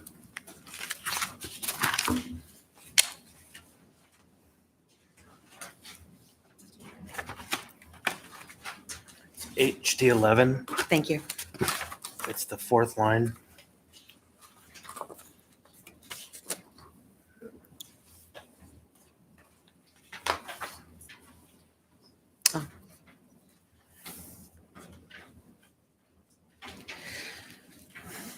I would expect that it would be the 2 specific one-time items that were reversed as part of the continuation. Right, so that's if on the previous page, that appears to be funding for the Brother Francis Shelters Navigation Center at 3rd Avenue. So that's $500,000 reduction, and then there's a $250,000 reduction to the Anchorage Affordable Housing and Land Trust. Doesn't add up to $700,000, which is the number on the summary. But so you believe then it is a $500,000 reduction of homeless support money? I will have to confirm. Okay, thank But you. the 2 reductions that we do show for non-labor are those 2 reductions that we show of the reversal of the one-time amendments. Right, okay, yeah, so it's a reversal of housing and homelessness response money in the sum of $500,000 and a reversal of $250,000, which to me, that one, the $250,000 does seem like a one-time expense. The $500,000, I think we proposed it as operationalized dollars, but we'll have to go look at the original funding document, but it definitely appears to be a substantial cut in the homeless services. So second question, and this is more of a philosophical question, I think. Does the department director believe the municipality has been delivering the services at the level that they should be delivered? That's a great question. No, because we don't have the staffing in order to deliver all services. Do I believe that we are delivering the best services we can with the staff that we have? Yes. Yeah, that's fair. Totally different question, right? Because what comes to mind is the closure of the animal care and control facility to intakes at the municipality where we couldn't take animals in. And so animals were suddenly being abandoned in the streets. And that to me is one of the core missions of the department. And so an assertion being made that the budget is at a level that is providing the services that the people need, it is seriously not reflected here in a very specific way. And that's not an attack against the department director who's trying to do the best she can with the resources she has, resources being money and people. And so I just think that there is something to be desired when we call this budget a budget that's intending to deliver the services that the community needs. Mr. Chair, if I may, I think the distinction is, as Ms. Rash pointed out and as I pointed out, is that we're unable to fill these positions. We are trying very hard to fill the positions. HR is working on it. We have talked about a specific contract for recruiting, kind of headhunting type efforts. We take it very seriously. I know that So every a question director- there, Kent, is there any evidence in this budget of those efforts proposed to recruit, to be aggressive, to find the workforce, to increase, right? Is that anywhere in here? I don't think you'll find a line item for a Okay. headhunter budget in there. Well, beyond headhunter, but any kind of targeted approach to increase the workforce issues, because I recognize with you, that is the challenge of our day. I said it already before. So I think some of the approaches are zero cost or very low cost. They're reaching out to professional organizations, their job fairs, things like that, that wouldn't necessarily show up in the budget. So, and we're open to suggestions. If there are suggestions on recruiting for difficult to fill positions or any positions, police department was just here. I think some of the distinctions are just, how people view job opportunities. That's why the fire department has 101% staffing right now and never has trouble filling an academy. I don't have the details in front of me. If you look at some departments, PM&E, for example, is very close to fully staffed. Other departments that have been challenged by things like COVID are just very difficult to staff. So I we're open absolutely to get that. suggestions. Absolutely get that. And some evidence of the effort to fill those positions would be helpful in believing that this budget actually does meet the goal being provide the services the community needs anyhow. So that's, again, that is not a strike against the work that's being done. It's a strike against this idea that we're saving money. We're proposing a budget that meets the needs by not having positions and not recruiting actively to fill them. So that, anyhow, that's probably enough on that for me. I think, if I may, Mr. Chair, the distinction is we are recruiting actively to fill them. It's just a recognition that it is the likelihood of filling 21 vacant positions funded by the operating budget in the health department in 2024, unfortunately, is close to zero. And I would offer putting up a job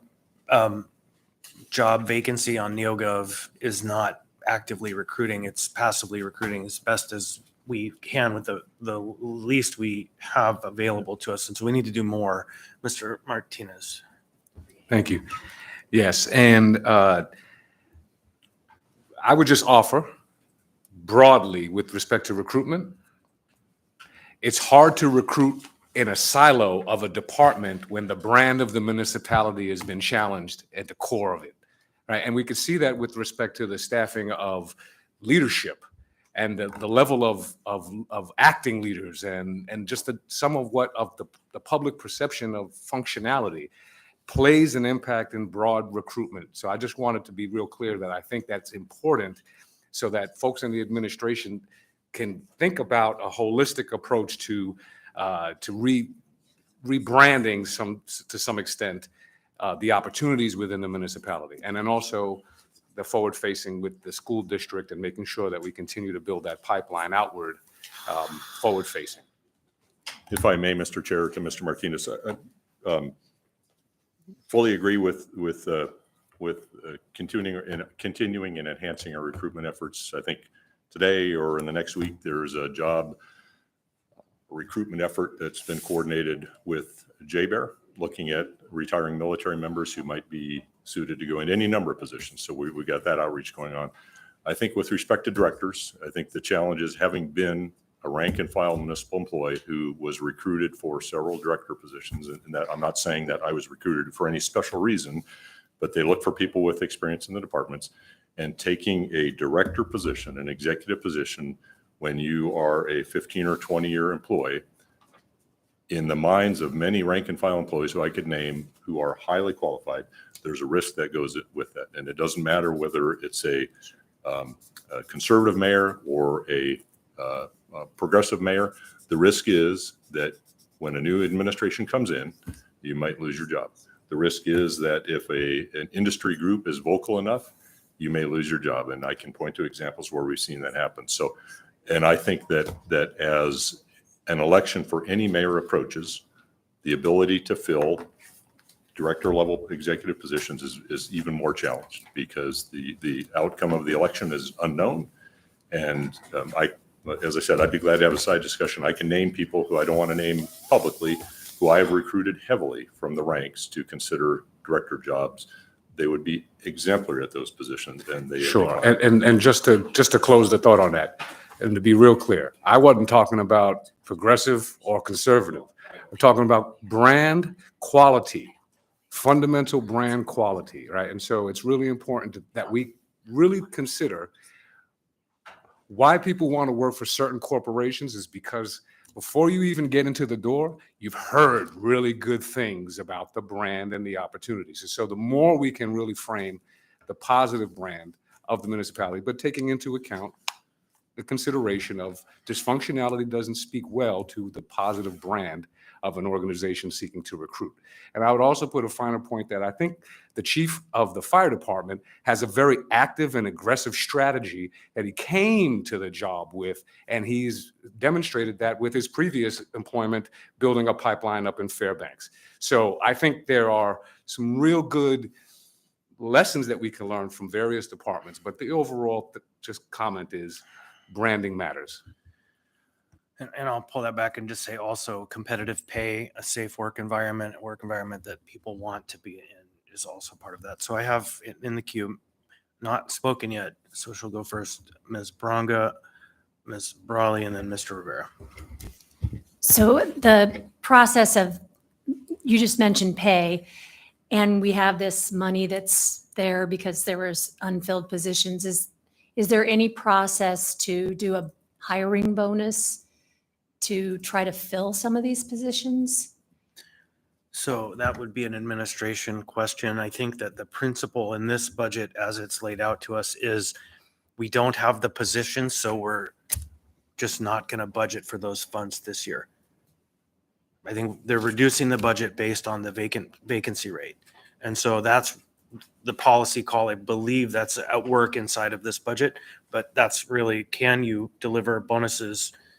That's a really good question for the admin. Through the chair to Member Bronga, we've looked at that. Tyler Andrews, who I think you've all met, is taking a look at all sorts of avenues for increasing recruitment and retention. They're within the labor agreements, the bargaining units, there's not an avenue that I'm aware of or that he's aware of for paying recruitment bonuses. There may be an avenue within the broad interpretation of the personnel rules for executives, but I'm not aware specifically that we have that ability. All right, thank you. So next, Mr. Rivera. Yeah, thank you, Mr. Chair. So if I remember correctly, Mr. Colhase, you were reading off from a sheet that had vacancies across departments current as of when? Through the chair to Mr. Rivera, as of August 12th. Okay. Could that chart please be shared with the assembly? Certainly, yes. Okay, thank you. Well, first question, is there an updated version? Oh, yeah. There may well be. This was in my stack of paper from our discussions over the past couple months. Okay. Thanks. Yeah, an updated version would be great if there is one. And then I guess I just want to underscore what Member Brongo was saying. And to me, I think there's the branding issue, but there's also the messaging issue of, on one hand, we're saying savings from vacancies, and on the other hand, we're trying really hard to hire all of these positions. And we all know that we're in a very competitive market. So why wouldn't we want to do everything that we can to make the municipality a more competitive and attractive place to work? So to me, it just doesn't seem to match very well, but looking forward to having those discussions further as we progress in the budget. Thanks. So yeah, I don't think there was a question, but it's a good coda to move forward, Ms. Brawley. Yeah, thank you. I have a few things, and some of these relate specifically to the health department, but I think it's helpful framing. First, I just want to state, we talked about one-time expenditures, so I want to be clear. with new members, that is part of the continuation budget building. And so these reversals, that is something that happens in order to get to the continuation budget. So in the slide that we saw earlier, at a high level, anything that's one time coded in the budget is taken out from the following year. That doesn't mean you can't put something back in, but I just want to be clear that those by themselves are not policy choices at the stage that they were done. The policy choice would be whether or not you make them recurring and or that you put them back in. So, and correct me if I'm wrong, Marilyn, but is that right? Yeah. So I just want to be clear because Chair Constant brought that up. So so the policy choice is not these one-time reversals. It's what you do after that.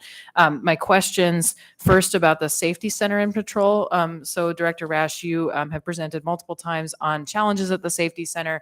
I'm seeing a $700,000 reduction in those contractual pieces because of those one-times. Where does the safety center contract show up here, and why are we not seeing an increase? Thank you. Thank you for the question.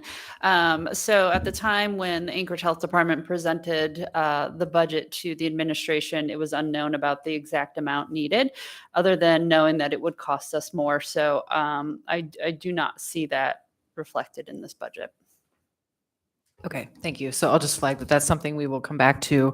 And then my next question is generally about vacancies, and I think this is more for Marilyn. So, but we can use this as an example. So, Marilyn, is it true that I know that we reduce one-time additional expenditures. Does the budget process allow for reversing one-time cuts or reductions like this labor reduction? So essentially, what happens if this passes as it is today? What happens to that $345,000 for the health department's budget in FY25? It would be removed as part of the process of, you'd see the same numbers, but 24 at top is the revised. If it's stayed in, it would be a reversal of the reduction, which would be a net increase. Okay. So these one-time increases are not necessarily permanent policy choices, just like one-time additions. Is that correct? That is correct. Okay, thank you. Okay, that is helpful to understand. But I will also say, so if we're coming in, this budget proposes to be $12 million under the cap total, and then we're unpacking kind of how we get to that number. So, so can you also remind the body what happens? Again, budget passes as it is right now, that $12 million, what happens to the total in the FY25 budget? If you're referring to the tax amounts to be collected, so in each year, the development of the tax cap, the prior year's amount to be collected becomes the base for the next year. So then that would be an ongoing, so then that, if we don't collect the 12 million in 2024, that would not be, that the base will continue without that 12 million. Okay, thank you. So that's helpful. I wanted to understand if these one-time reductions in department budgets are automatically reducing the overall city budget. It sounds like not. However, the $12 million under the cap essentially would require a default amount to be cut by the next, essentially the next administration, which could be as the result of the election. I'm saying, regardless of who is in that position, it's the new term and new administration.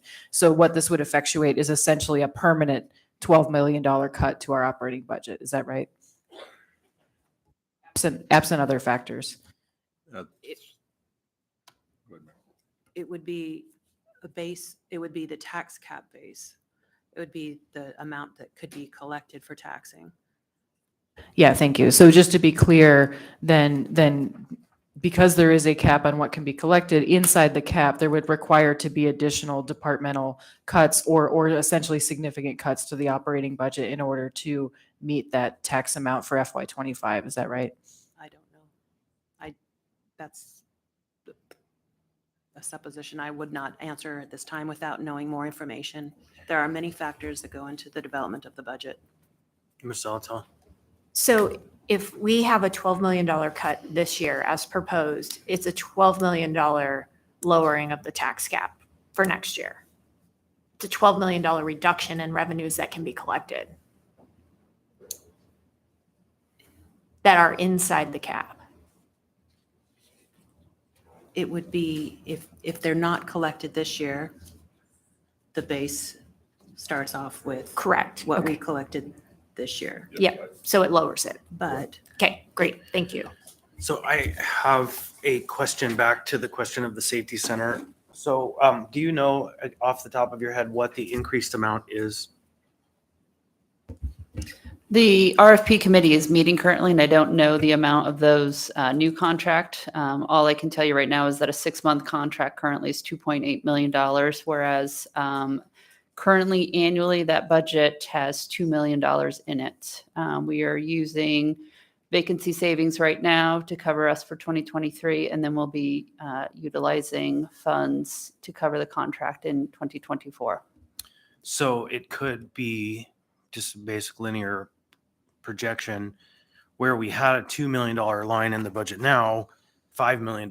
So a delta of $3 million.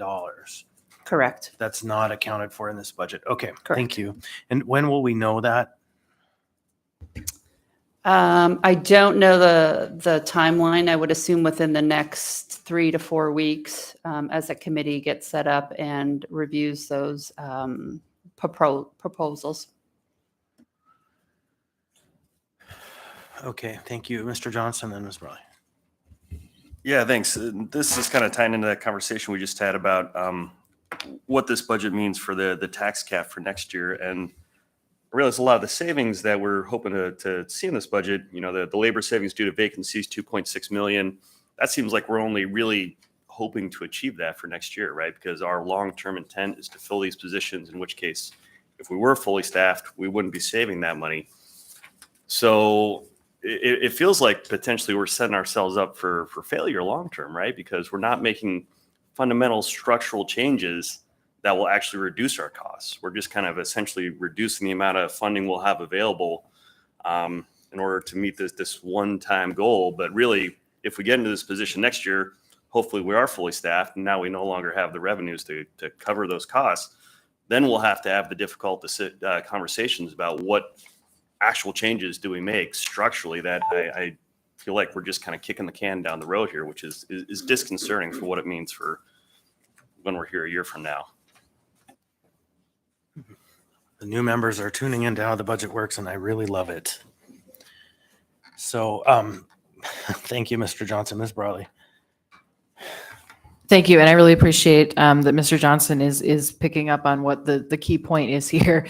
So again, just in the context of the health department, understanding that is a one-time thing that can be reversed. But as we talk through each of these departments, the question is, where would we make a $12 million cut across the budget to which department for which services, which positions, and where is there room to do that in FY25? So that is the question to keep in the back of your mind as we discuss this. Thank you. With the fact that there are a substantial number of unfunded priorities in this budget this year that still have to be addressed one way or the other, whether it's now or at first quarter. We aren't going to know at first quarter what our fund balance is because the last 3 to 5 years, the number has come to us much later each time. And so therein lies really the two-part problem of this equation. One, the cuts are being fabricated on a principle that we can reduce because we don't have people working in the positions we need to fill. And then the other is we're not going to spend money on our priorities because we want to reduce the budget because that's our principle. And then the hamstring that puts us in the handcuffs, that puts us in the future year. So that is altogether the narrative of this ship we're sailing on through this budget book. Ms. Bontoff. Was that a question No. or an indicator to continue on? Yeah, proceed. Thank you, sir. Yeah, it's just, I think it's becoming clear now for members what's happening. Thanks. Continuing on with the health department. I think my computer fell asleep. Our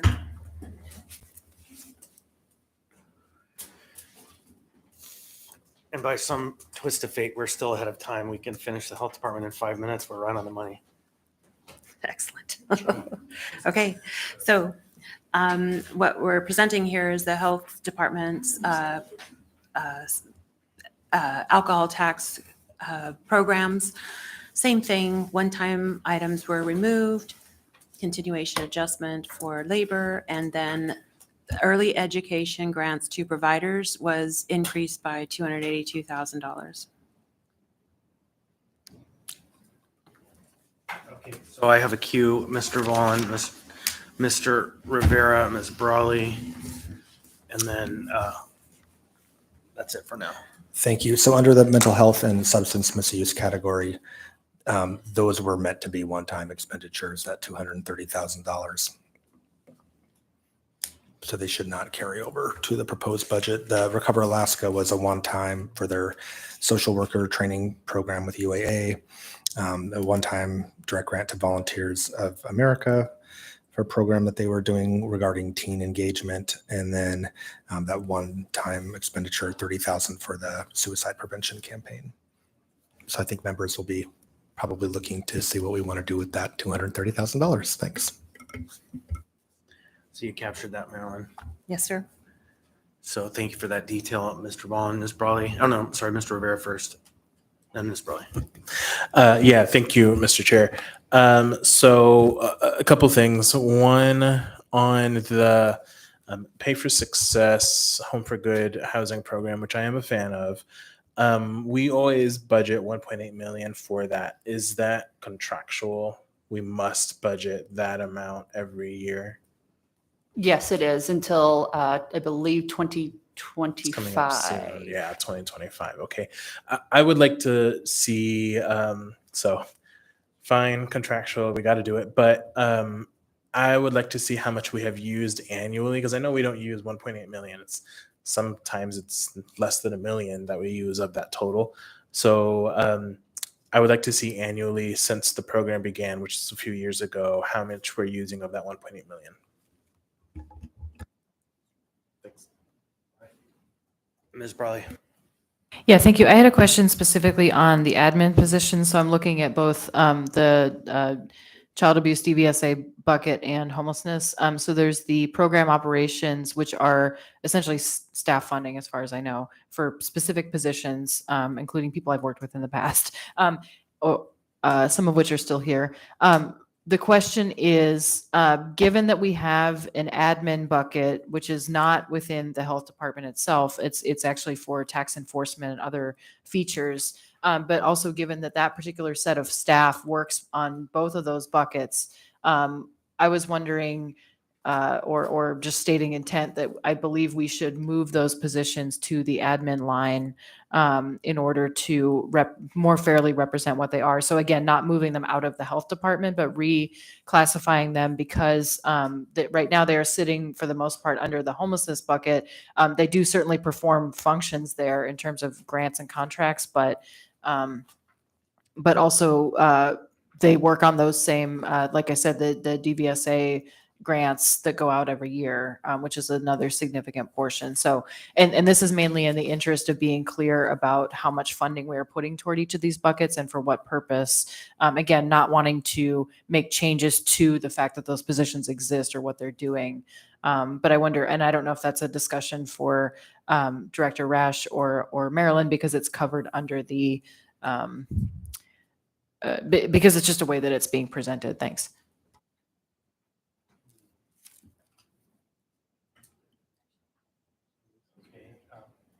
Ms. Zolotel. So a little bit to follow up on that, on HD 17, under the human services, this is alcohol tax, human services, direct costs by division, there's a 28.45% reduction. And I guess I don't know what that reduction is, because I don't see specifically within the alcohol tax where AHD is listed for program operations, any reductions. In fact, I see an increase of $24,000. So I don't know how those things work together.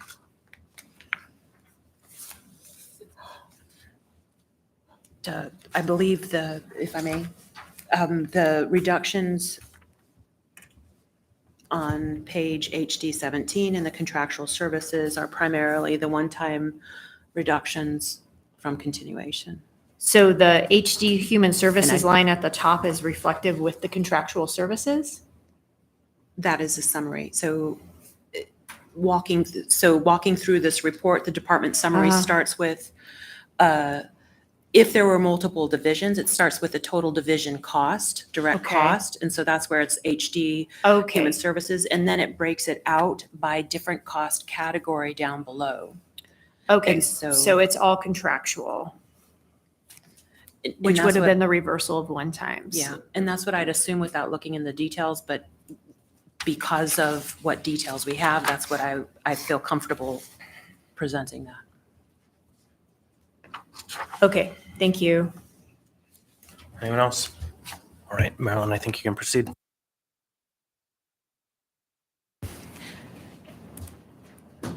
And that is it for the Health Department. Thank you.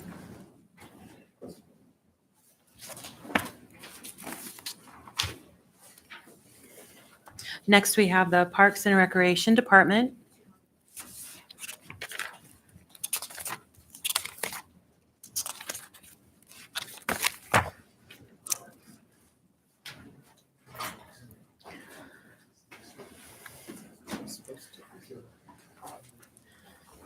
So with the Parks and Recreation Department, same thing. We're starting with the operating budget. You'll see similar line items. One thing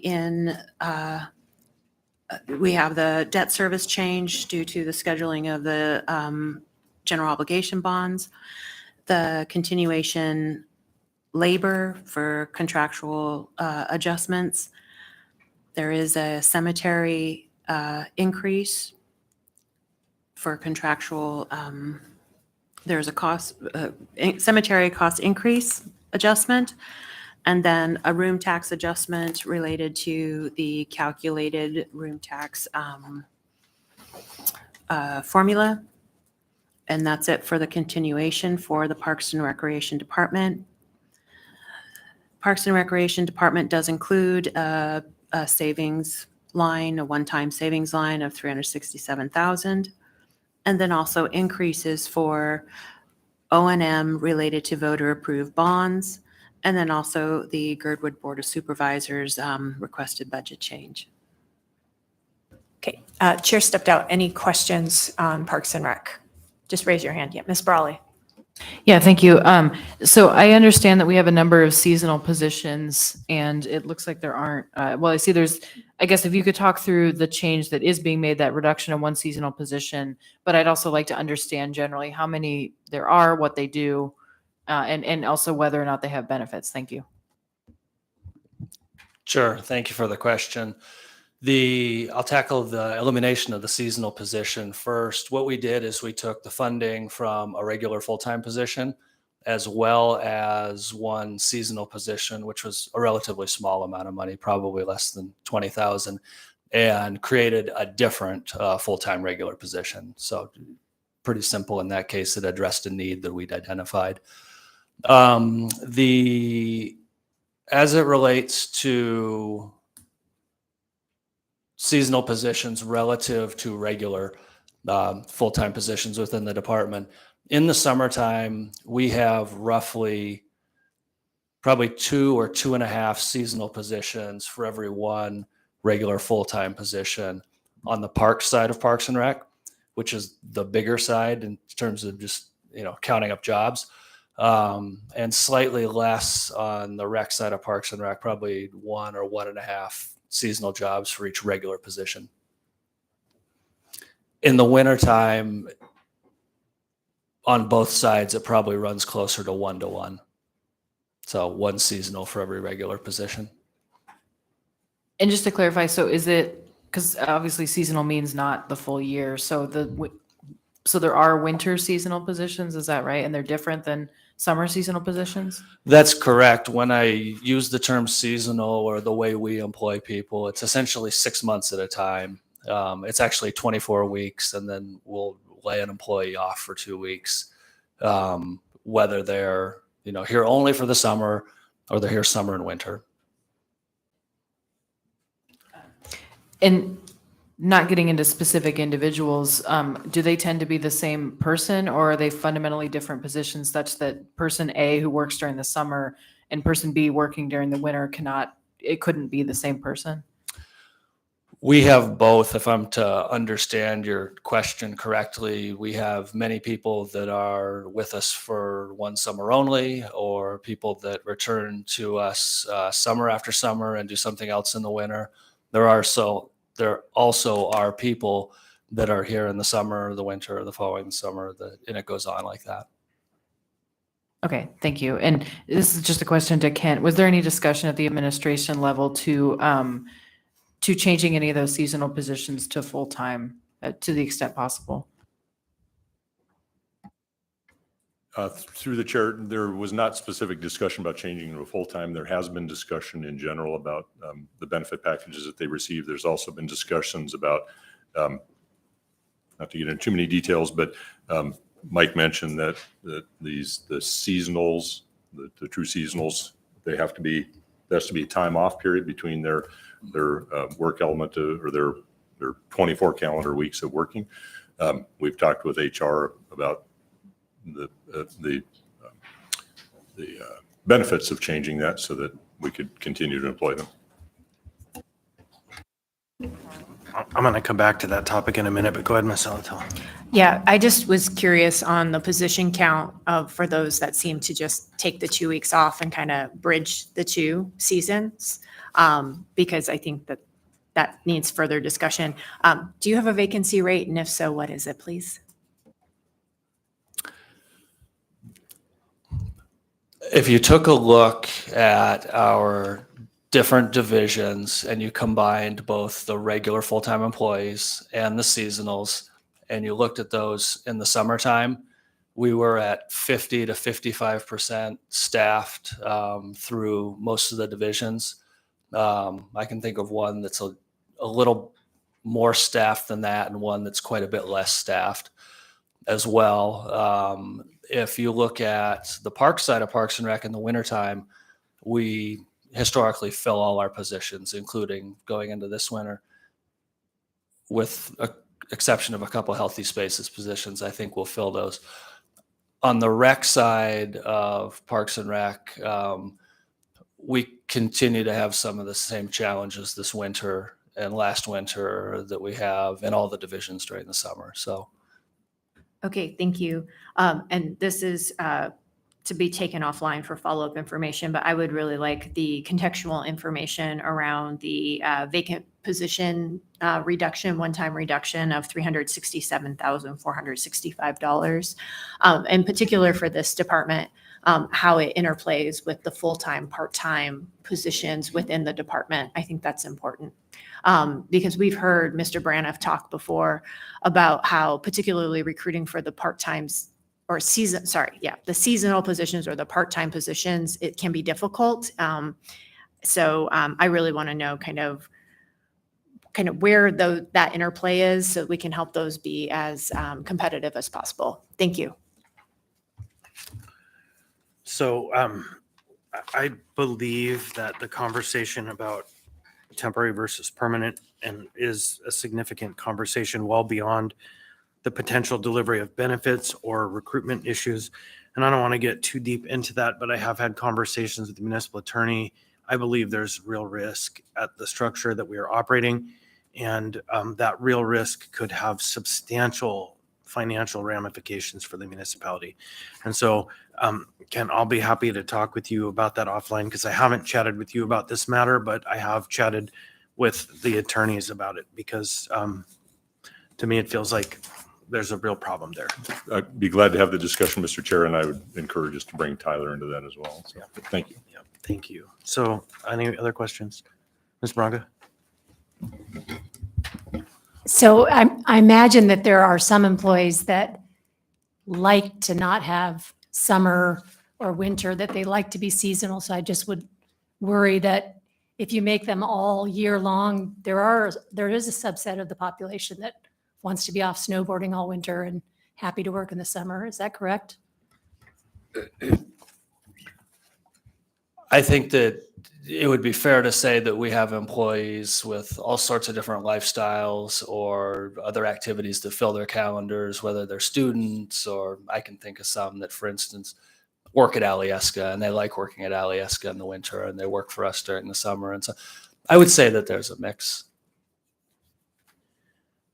I think though that there's this issue that we have to reckon with relating to whatever we call someone. Like this gets back to this issue of if we call someone a contractor, an independent contractor, and yet they're doing the trappings of the job that look like they're actually an employee, we will find ourselves flipped into a category by the federal rules for employment or the IRS as having employed them. And all of the subsequent and concomitant fees and other expenses would be due just based on the virtue of what the reality is versus what we call it. And so, yes, there are those folks who want to be, but there are also those who year in and year out are both winter and summer seasonal employees. And so that's my primary concern. Ms. Salatil. Thank you. I was just looking in a little further on the division detail, particularly around Eagle River, Chugiak, and I see for the labor count there, it seems to be steady year over year, and there's a 2.71% increase for salaries and benefits. I think that's probably very appropriate.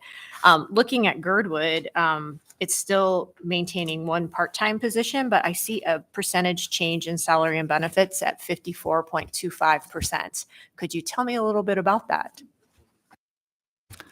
I can. They have the ability, because of the size of the workforce and the way that the L71 structure would work, to hire their lone outdoor caretaker person as a seasonal parks caretaker 2, as opposed to a seasonal parks caretaker 1.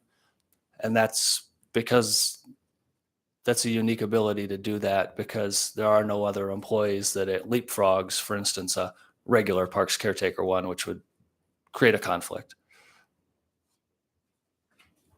Okay, and so that's happening in 24, and it didn't happen in 23. So that's a change they're wanting to make. That is a change, yeah. 23 parks caretaker 1, 24 parks caretaker 2. Okay, great. Thank you. I missed the beginning of the presentation. I'm sorry. I'm looking at the position counts, and the position counts are showing on Parks and Rec page 10, no net change. Parks and Rec page 13, no net change. And then Parks and Rec page 16, down one position. So it appears that there's a net reduction of one position in the Parks and Rec department. So I guess that doesn't really associate with the $364,000 of, or $367,000 due to vacant positions, right? Okay, so that number is just by virtue of the vacancy, but we're not reducing the positions to achieve that. So how are we effectuating that difference? That's the contextualization of the number. I wasn't here. I'm sorry. I probably missed that. In terms of the reduction of one position, we took a regular full-time position, a professional level position, and also eliminated about a $20,000 seasonal position. Used the funding from both of those to create a new full-time, unrelated professional level position to address a need we identified. In terms of what the specific positions would be cut to meet this this savings goal, we have not yet identified those positions.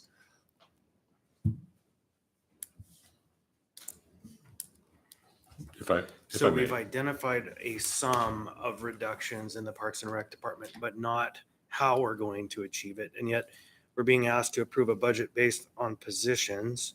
So what, and this again, no stroke against you, Mike, what I'm understanding is that the answer to that question is we'll get back to you later. We'll make a cut. If I may, Mr. Chair, I think so. There's a position in the Parks and Rec organization that is being cut due to the merger of two positions that Mr. Brand described.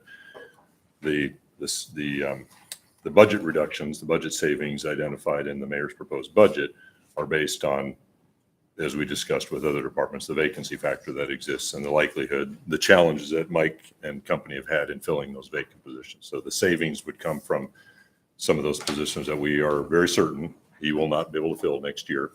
I mean, he's hopeful, but much like health, it's unlikely that they'd be filled. So Right. So shouldn't the documents we're being presented with demonstrate what we're talking about, right? The positions we're going to eliminate because we can't fill them. so we're not eliminating positions. They're, Okay, so this gets back to the idea that we are effectively eliminating them because next year it won't be there in the budget if we don't fill them now or budget them now. They're just gonna be gone, and then we'll hit the brick wall in 25 of where are we gonna cut it this year. So it's the same scenario. Okay. Thank you. Mr. Martinez. No, I was just going to say, I think that the assumptions with respect to this are that we're betting on not succeeding essentially. Right, as far as I hear, and it may be somebody mentioned the rose-colored glass or the crystal ball based on past performance, but essentially we're talking about savings from vacancies with the projection that we will not succeed in filling those jobs. So we're betting against ourselves, is what I hear. I don't know if that's a question. I think that's just more of an observation.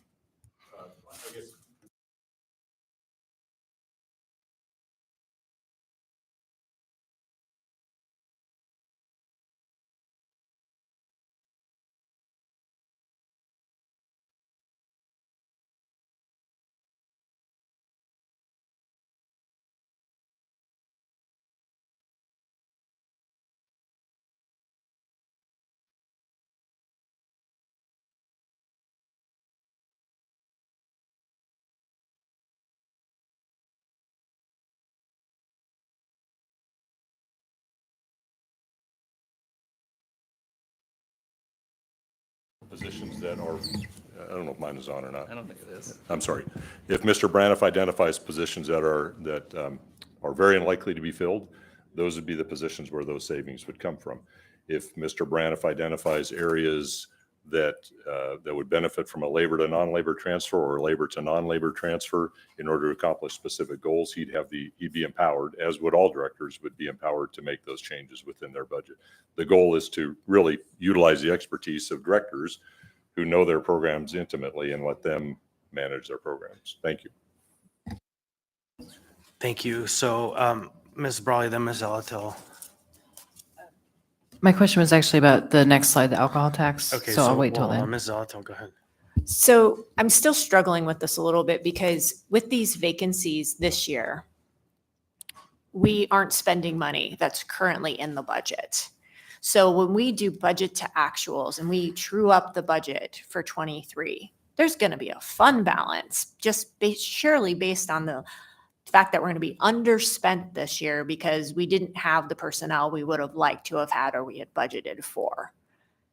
However, the mayor's direction is that we are going to, because we don't feel like we can fill all of the vacancies within the next year, reduce that amount, even though we're going to have a fund balance otherwise. So the concrete example I'd like to use, and I'm not picking on Mike, but he happens to be sitting there, is if Mr. Braniff wasn't with us in 23, which would be very, very unfortunate, and that position sat vacant all year long, and we thought we wouldn't be able to hire a new Mike until we wouldn't be able to hire a new Mike next year. So we would have that as our one-time savings. When we hit 25, there would be no money to hire a Mike. I mean, that's what we're setting up here. I mean, that's just to put it in really concrete terms. And frankly, it's not this department that's going to face that. It's the health department where we haven't had a director for nearly a year. So I'm really confused at the philosophy. I've heard what you've said, Mr. Kohlhase. I get it. But ultimately, it doesn't add up into a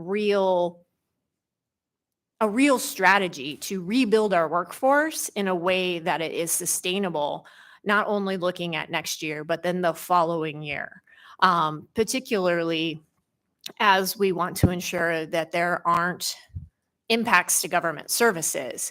And what we've heard and what we've seen is that the vacancies this year have in fact led to impacts to government services because we've had to contract with outside entities in order to mitigate impacts to government services. So I really want the best prediction you all can provide for each department where there is a one-time savings adjustment, as you put it, as to how many out of how many. So how many do you think you can fill out of how many you know are vacant?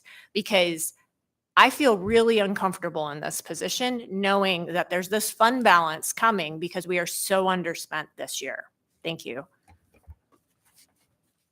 And I think I actually have a question. Sorry, Parks and Rec, you're just in the seat, but this one isn't about you. Mr. Colhase, I recall a conversation you and I had a couple of weeks ago relating to Mr. Wilbur. What roles is he currently fulfilling? I think I have it now. Mr. Wilbur is the Executive Director of Community Development, I think is something along those lines. He has an acting director under him of project management engineering. He is an acting director of maintenance and operations, and he has a full-time permanent director of traffic. He has a full-time permanent director of real estate. Okay, so maybe I misheard the other day. His position is community development, but also because under him is acting someone in PM&E and M&O, he's really managing those two. And so that's 3. If we use the framework Mrs. Zalatel just proposed over the course of the next 6 months to a year, if we continue with that one person really leading over the course of all these other departments, don't we end up with that same hole in each of those departments? And doesn't that create a gap, the leadership gap and a funding gap for each of those departments going forward? I'm not sure I would agree that would be the end result, that those department director positions would remain vacant permanently. All right, thank you. Yeah, it's like then underneath the director position, the staff gets cut. You can cut more of them that way. So, because they're less expensive. All right, Marilyn. Thank you. Continuing on with the Parks Department. Alcohol tax, here's the alcohol tax presentation for the Parks Department. It includes the healthy spaces, and it was adjusted with continuation labor increase. And that is it for the alcohol tax for Parks and Rec. Ms. Brawley. Yeah, thank you. I have a couple of questions on this. But first I want to state, just for new members or folks who haven't been tracking. So first, just to say, camp abatement was one of the only direct government expenditures for homelessness that the city had for a few years. That's just true. It doesn't mean that it was a service, but it was related to a line item in the budget. And then also this one is really, it should actually read, not that we have to change it, but it should read camp abatement for the remainder of the year beyond what was already funded in FY20. So that was one of my questions, because it's not specifically stated here. What is the kind of summer camp abatement or the baseline amount? I think it was it around 300,000 or so, or what is it now? Yeah, in the general operating budget. I'm just going to do some back of the envelope math. I think you're about right. It's 14 seasonal positions in the operating budget at 20 grand a piece. That'd be 280. So yeah, thereabouts. In addition to the alcohol tax that forms the work group. Thank you. So it's just under, or I guess with these continuation increases, it would be about $1 million a year if it's fully spent. Getting close, yeah. Thank you. I think that was my only question for now. All right, thank you. Daniel, Mr. Long. I just have a question I don't know the answer to. So I know that with the alcohol tax, it can't be duplicative of things in the general government operating budget. So how does this work? Is it again kind of like a split? Anything that was in general government in 2019 cannot be replaced by the alcohol tax, but you can add on to the service using alcohol tax funding. Got it. Thanks. All right. Anyone else? Anything else for this department? Yes, sir. One last slide for the Parks Department, and it is their capital program, capital improvement budget. There is a $2.7 million request for bond funding, and then a $400,000 request for the Eagle River Chugiak Parks Maintenance Shop. So I have a question here. I understand that there is a larger list of projects that have been put forward for the Parks Bond, and that's not in the proposed budget. Can we get that sent to us? The 6-year CIP. Yeah, I kind of had a number of like 4 million floating around somewhere of projects that had been identified as a priority but were not put forward. So it's like an additional 1.25 million somewhere out there. I'm sorry, Mr. Chair, I wasn't even multitasking. I was doing something else. Can you repeat the question? Yeah, I have some reports that there is a kind of another list of potential bond projects for this year that's a little more than this. And I'm hoping to understand if there was 1.25 million more offered in the parks bond, what the department's priorities would be. And you don't have to answer that now. I would just like that communication if that's at all possible. It's like, because there is a CIP, but CIP, it's got lots and lots. I just want to know what the highest priorities would be if we went up from here. Okay, we'll do. Okay, is that it? That's the last slide for Parks. So Thank you. I would offer in the future that the Parks and Rec Department tends to be a department that does everything for everybody and a lot over what one would conceive of as Parks and Rec duties. And so we might program more time for them in the plan. You know, as long as they're doing duties relating to healthy spaces and abatement and parks and rec centers and design and development, it's complex enough that we should give it enough time. Thank you. Thank you. Next department will, thank you, Parks. Next department is the Library Department.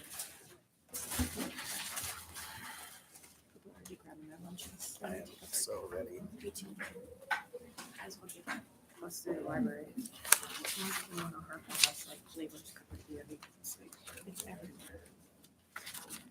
Well, we'll get the vacancy percentage.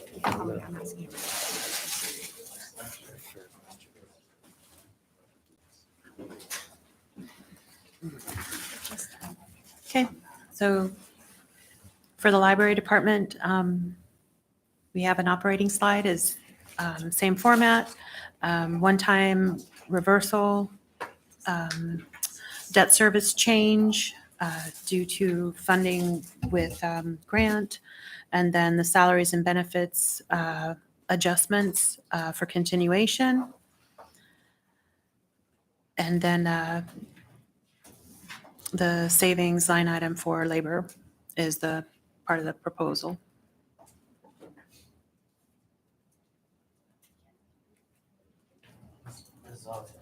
Ms. Ozone. Thank you. So what is the reduction of one part-time position to fund position adjustments? What does that mean?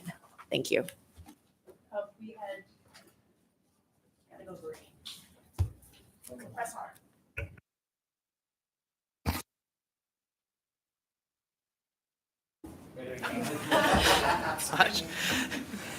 We had 2 part-time positions that were on-call librarians that just ranged from 4 to 19 hours each. And so we merged them with another position in order to create a full-time position.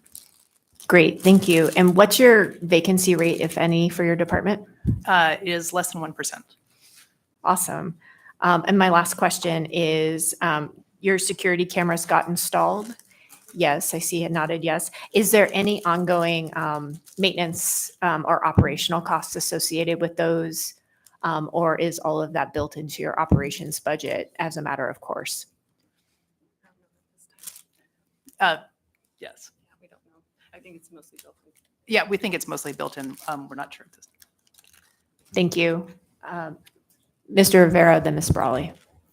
Yeah, thank you, Madam Chair. So did I hear right? Vacancy rate at the library is less than 1%.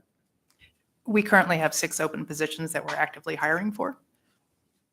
Okay, so do those 6 positions, how many of those 6 positions count for the 361,000 in savings due to vacant positions?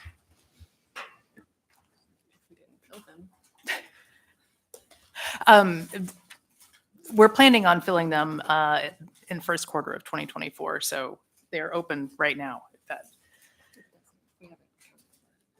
Okay, thank you.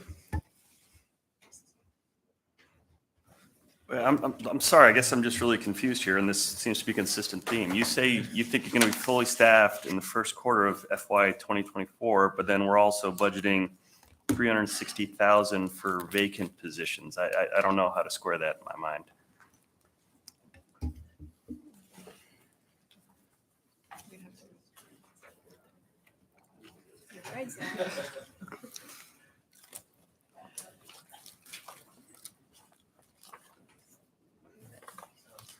I'm confused about what you're asking, actually, because So looking here at our little sheet, it has down at towards the bottom, slide 26, savings due to vacant positions, $361,958, which we've been told for other departments anyways, we don't think we're actually going to be able to fill all the positions. Why we think we can fill the money. But I have you here telling me that you think you will be able to fill all these positions. So I'm asking somewhat rhetorically, I guess, at this point, unless somebody wants to answer, where are we getting the $362,000 of savings due to vacancies? I can only guess that is the expectation is that we won't be able to fill them, but because we are actively trying to fill them,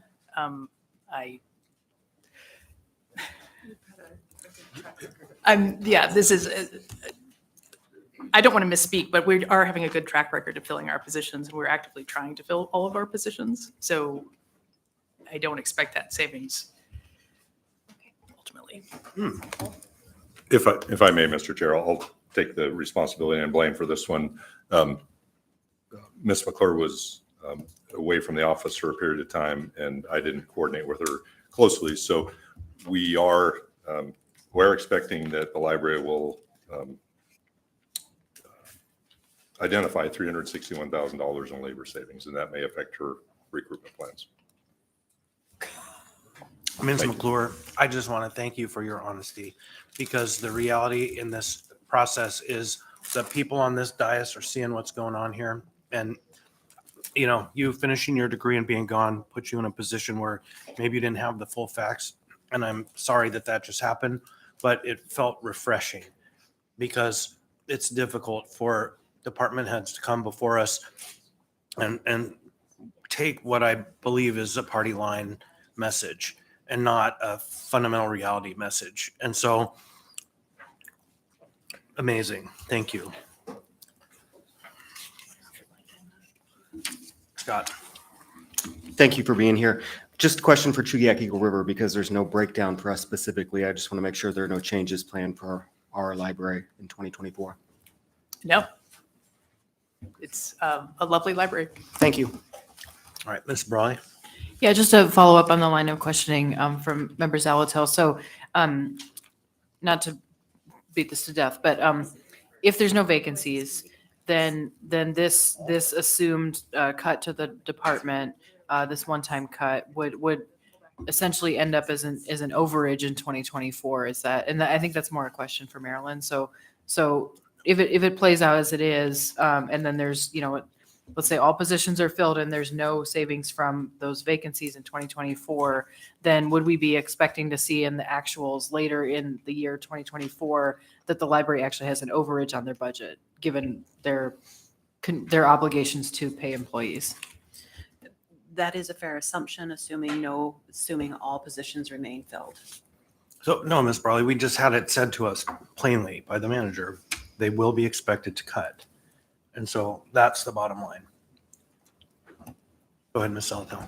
Thanks. I think for this one, for planning purposes, you can expect to see an amendment reversing the reduction. It's been a general policy of the assembly since I came on the body in 2019 that there should be no cuts to the library. Thank you. Thank you. Anyone else? Mr. Martinez. It's just a question, and I don't know if you have the answer today, but do you know prior to your tenure what the vacancy rate was, or the because you have such optimism and such a low vacancy rate, do you know if there was challenges prior or if it's always been that way at the library? There were definitely challenges prior. I think that when I started a year ago, we had 22 open positions.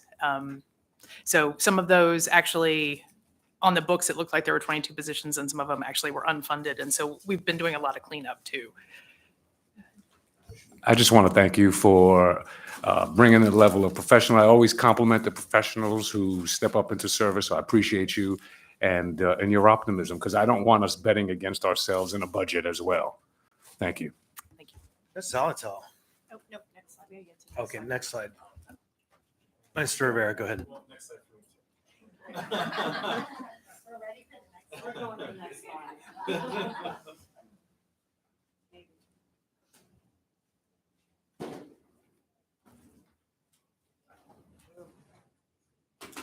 Refuses to go to the next slide. Wow. We're done. No. All right.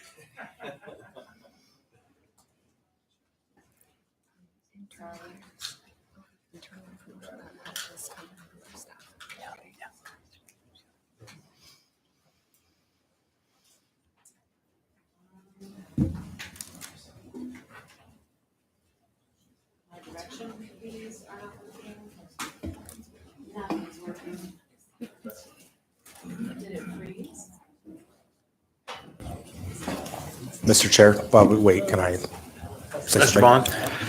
So this is obviously not like great math. I just went through our little packet here and added up the savings from the quote savings due to vacant positions. And it's about $1.5 million. I think if we go through all of those, all the different departments, unless I'm doing Meg math. Maybe.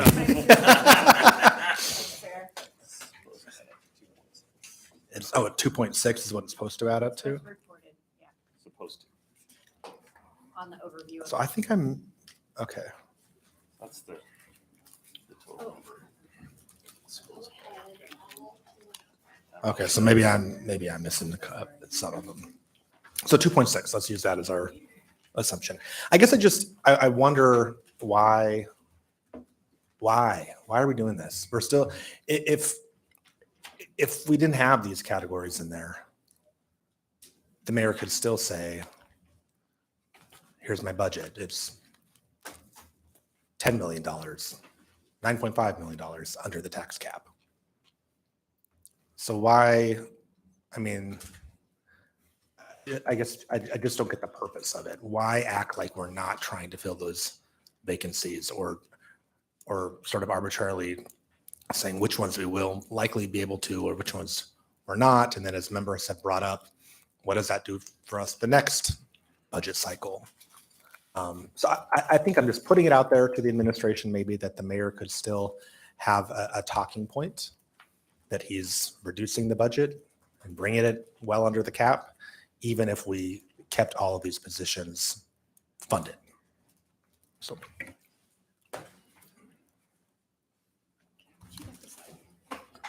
Say again? Okay, go ahead. Thank you, and thank you to Desiree. I apologize for my technical difficulties. Next slide is continuing on with. Thank you, more technical difficulties. User error. Next slide is still continuing on with the library, the alcohol tax component of the library. Same thing, we're walking through, they have a component in the child abuse, sexual assault, and domestic violence program, and then also homelessness. One-time amendments from 23 were reversed. There's continuation adjustments for labor, and then there is a proposed change to increase the best beginnings. Ms. Zalatel. So I have two questions.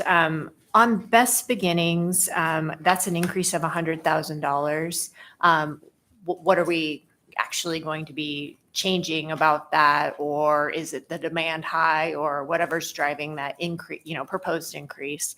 The second is the community resource coordination. This has been a source of consternation, I think, amongst several members. So at first quarter budget revisions last year, in the alcohol tax budget last year, this was originally proposed to go to the health department. The assembly amended it for it to go to the library. My understanding in 23 is it was spent by the health department. That's not okay. When we appropriate money for a particular department, we have the expectation it's going to be spent by that department. We were never asked for a reappropriation. So my question here is, and these community resource coordination, these are social workers that have been in the library. They were originally piloted through grant funding, terribly successful. And being in the library actually has the additional benefit that they are able to do coordinated entry assessments, which they've done prior when they talk with people particularly or experiencing homelessness or at risk of homelessness, and that can't exist in the health department because the health department is a funder. So all that to lead up to, are they going to go back in the library and be library employees? Because this has been really frustrating this year, frankly. Through the chair, if I may, to Member Zalatil, the administration does not support health social workers, these positions being in the library. Thank you. Then why is this as a library line item? This is a fallacy then. Put it under the health department if that's your intention. I guess that's a question. Like, why is it here under the library when it should then be under the health department? I don't have an answer to that. Okay, so back to the best beginnings question.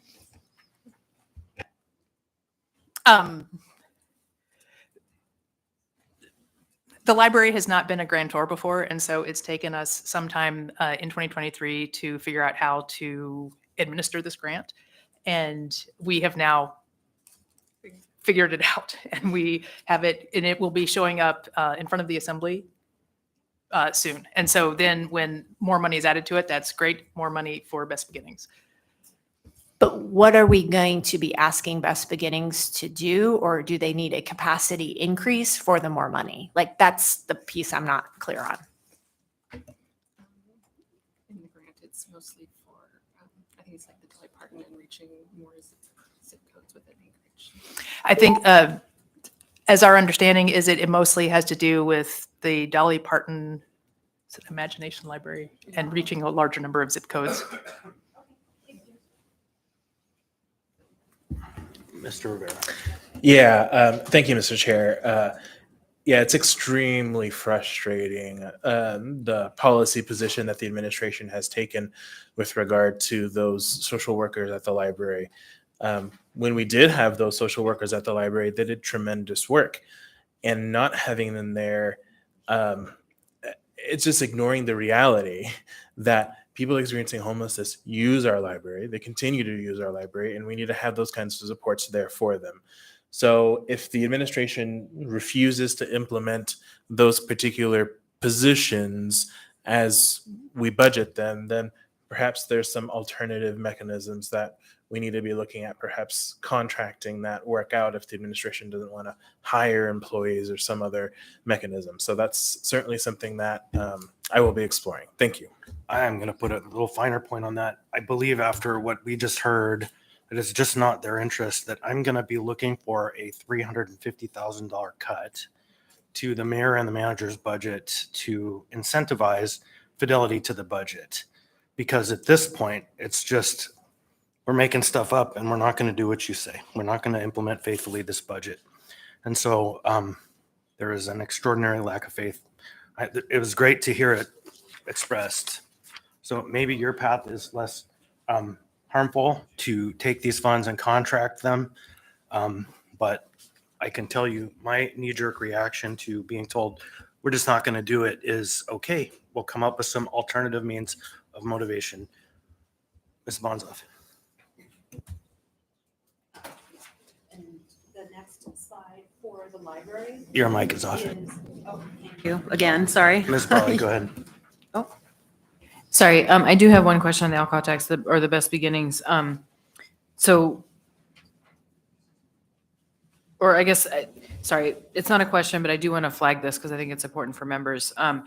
This does represent at least a modest increase in the prevention funding for the alcohol tax. So I appreciate the policy choice that was made there. However, I will also note it is one of a few things in our alcohol tax budget that now this one was added this year, but that are specifically line item grants to a specific organization. So I just want to be clear, because I know we've had discussion about the principle of wanting to do competitive bidding and wanting to ensure that we are providing that competition, but also there are policy choices made both by the administration and the assembly to direct fund those things. So I just want to be clear. And so this is one example of that. And again, I'm not speaking for or against that appropriation. I do appreciate the Imagination Library program and the work that Best Beginnings does, but just to note that is a policy choice, and it's one that's been somewhat inconsistent even within the alcohol tax the last few years. Thanks. Ms. Bonzo. Thank you. Continue on with the library department. Final slide for the library department is their capital budget, which is $50,000 project for the LUSAC Library Alaska Room window repairs replacements. Mr. Vaughn. Thank you. So is this the sort of new version of the Alaska Room that I think is being designed? Or maybe could you give us like a quick explanation of what's happening with the Alaska Room? Or is this like the old Rotunda Room? To the chair. These are windows that were going to be repaired or replaced regardless. So this was a plan that was in the works before we decided to move the planned Alaska Room back into the wing. So these windows, what we're hoping to do actually is the process where you remove the moisture from the windows and change the seals rather than actually completely replace the windows, and then move forward with the renovation of the wing in order to hold the new Alaska. Cool, great. Ms. Brawley.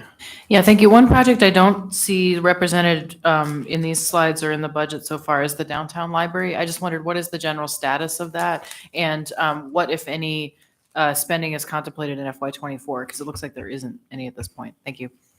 The money for the downtown library project is all held by our foundation. So that isn't included here because we currently had to redo our foundation agreement between the library and the foundation. That is finished, and now we're moving forward with the MOU for the downtown library project. And as soon as we have that finished, then we'll understand how the spending is going to be handled. So that is still a priority. It's just not specifically in here. Exactly. Okay, yes. thank you. So, Ms. McClure, in the Alaska Room, there's still some staining of the roof, the ceiling tiles, on through the ceiling tiles. Do you know if that's new damage or if that's just unrepaired old damage? I believe that is unrepaired damage. Or maybe not unrepaired. The repairs were done, just the tiles being a de minimis thing.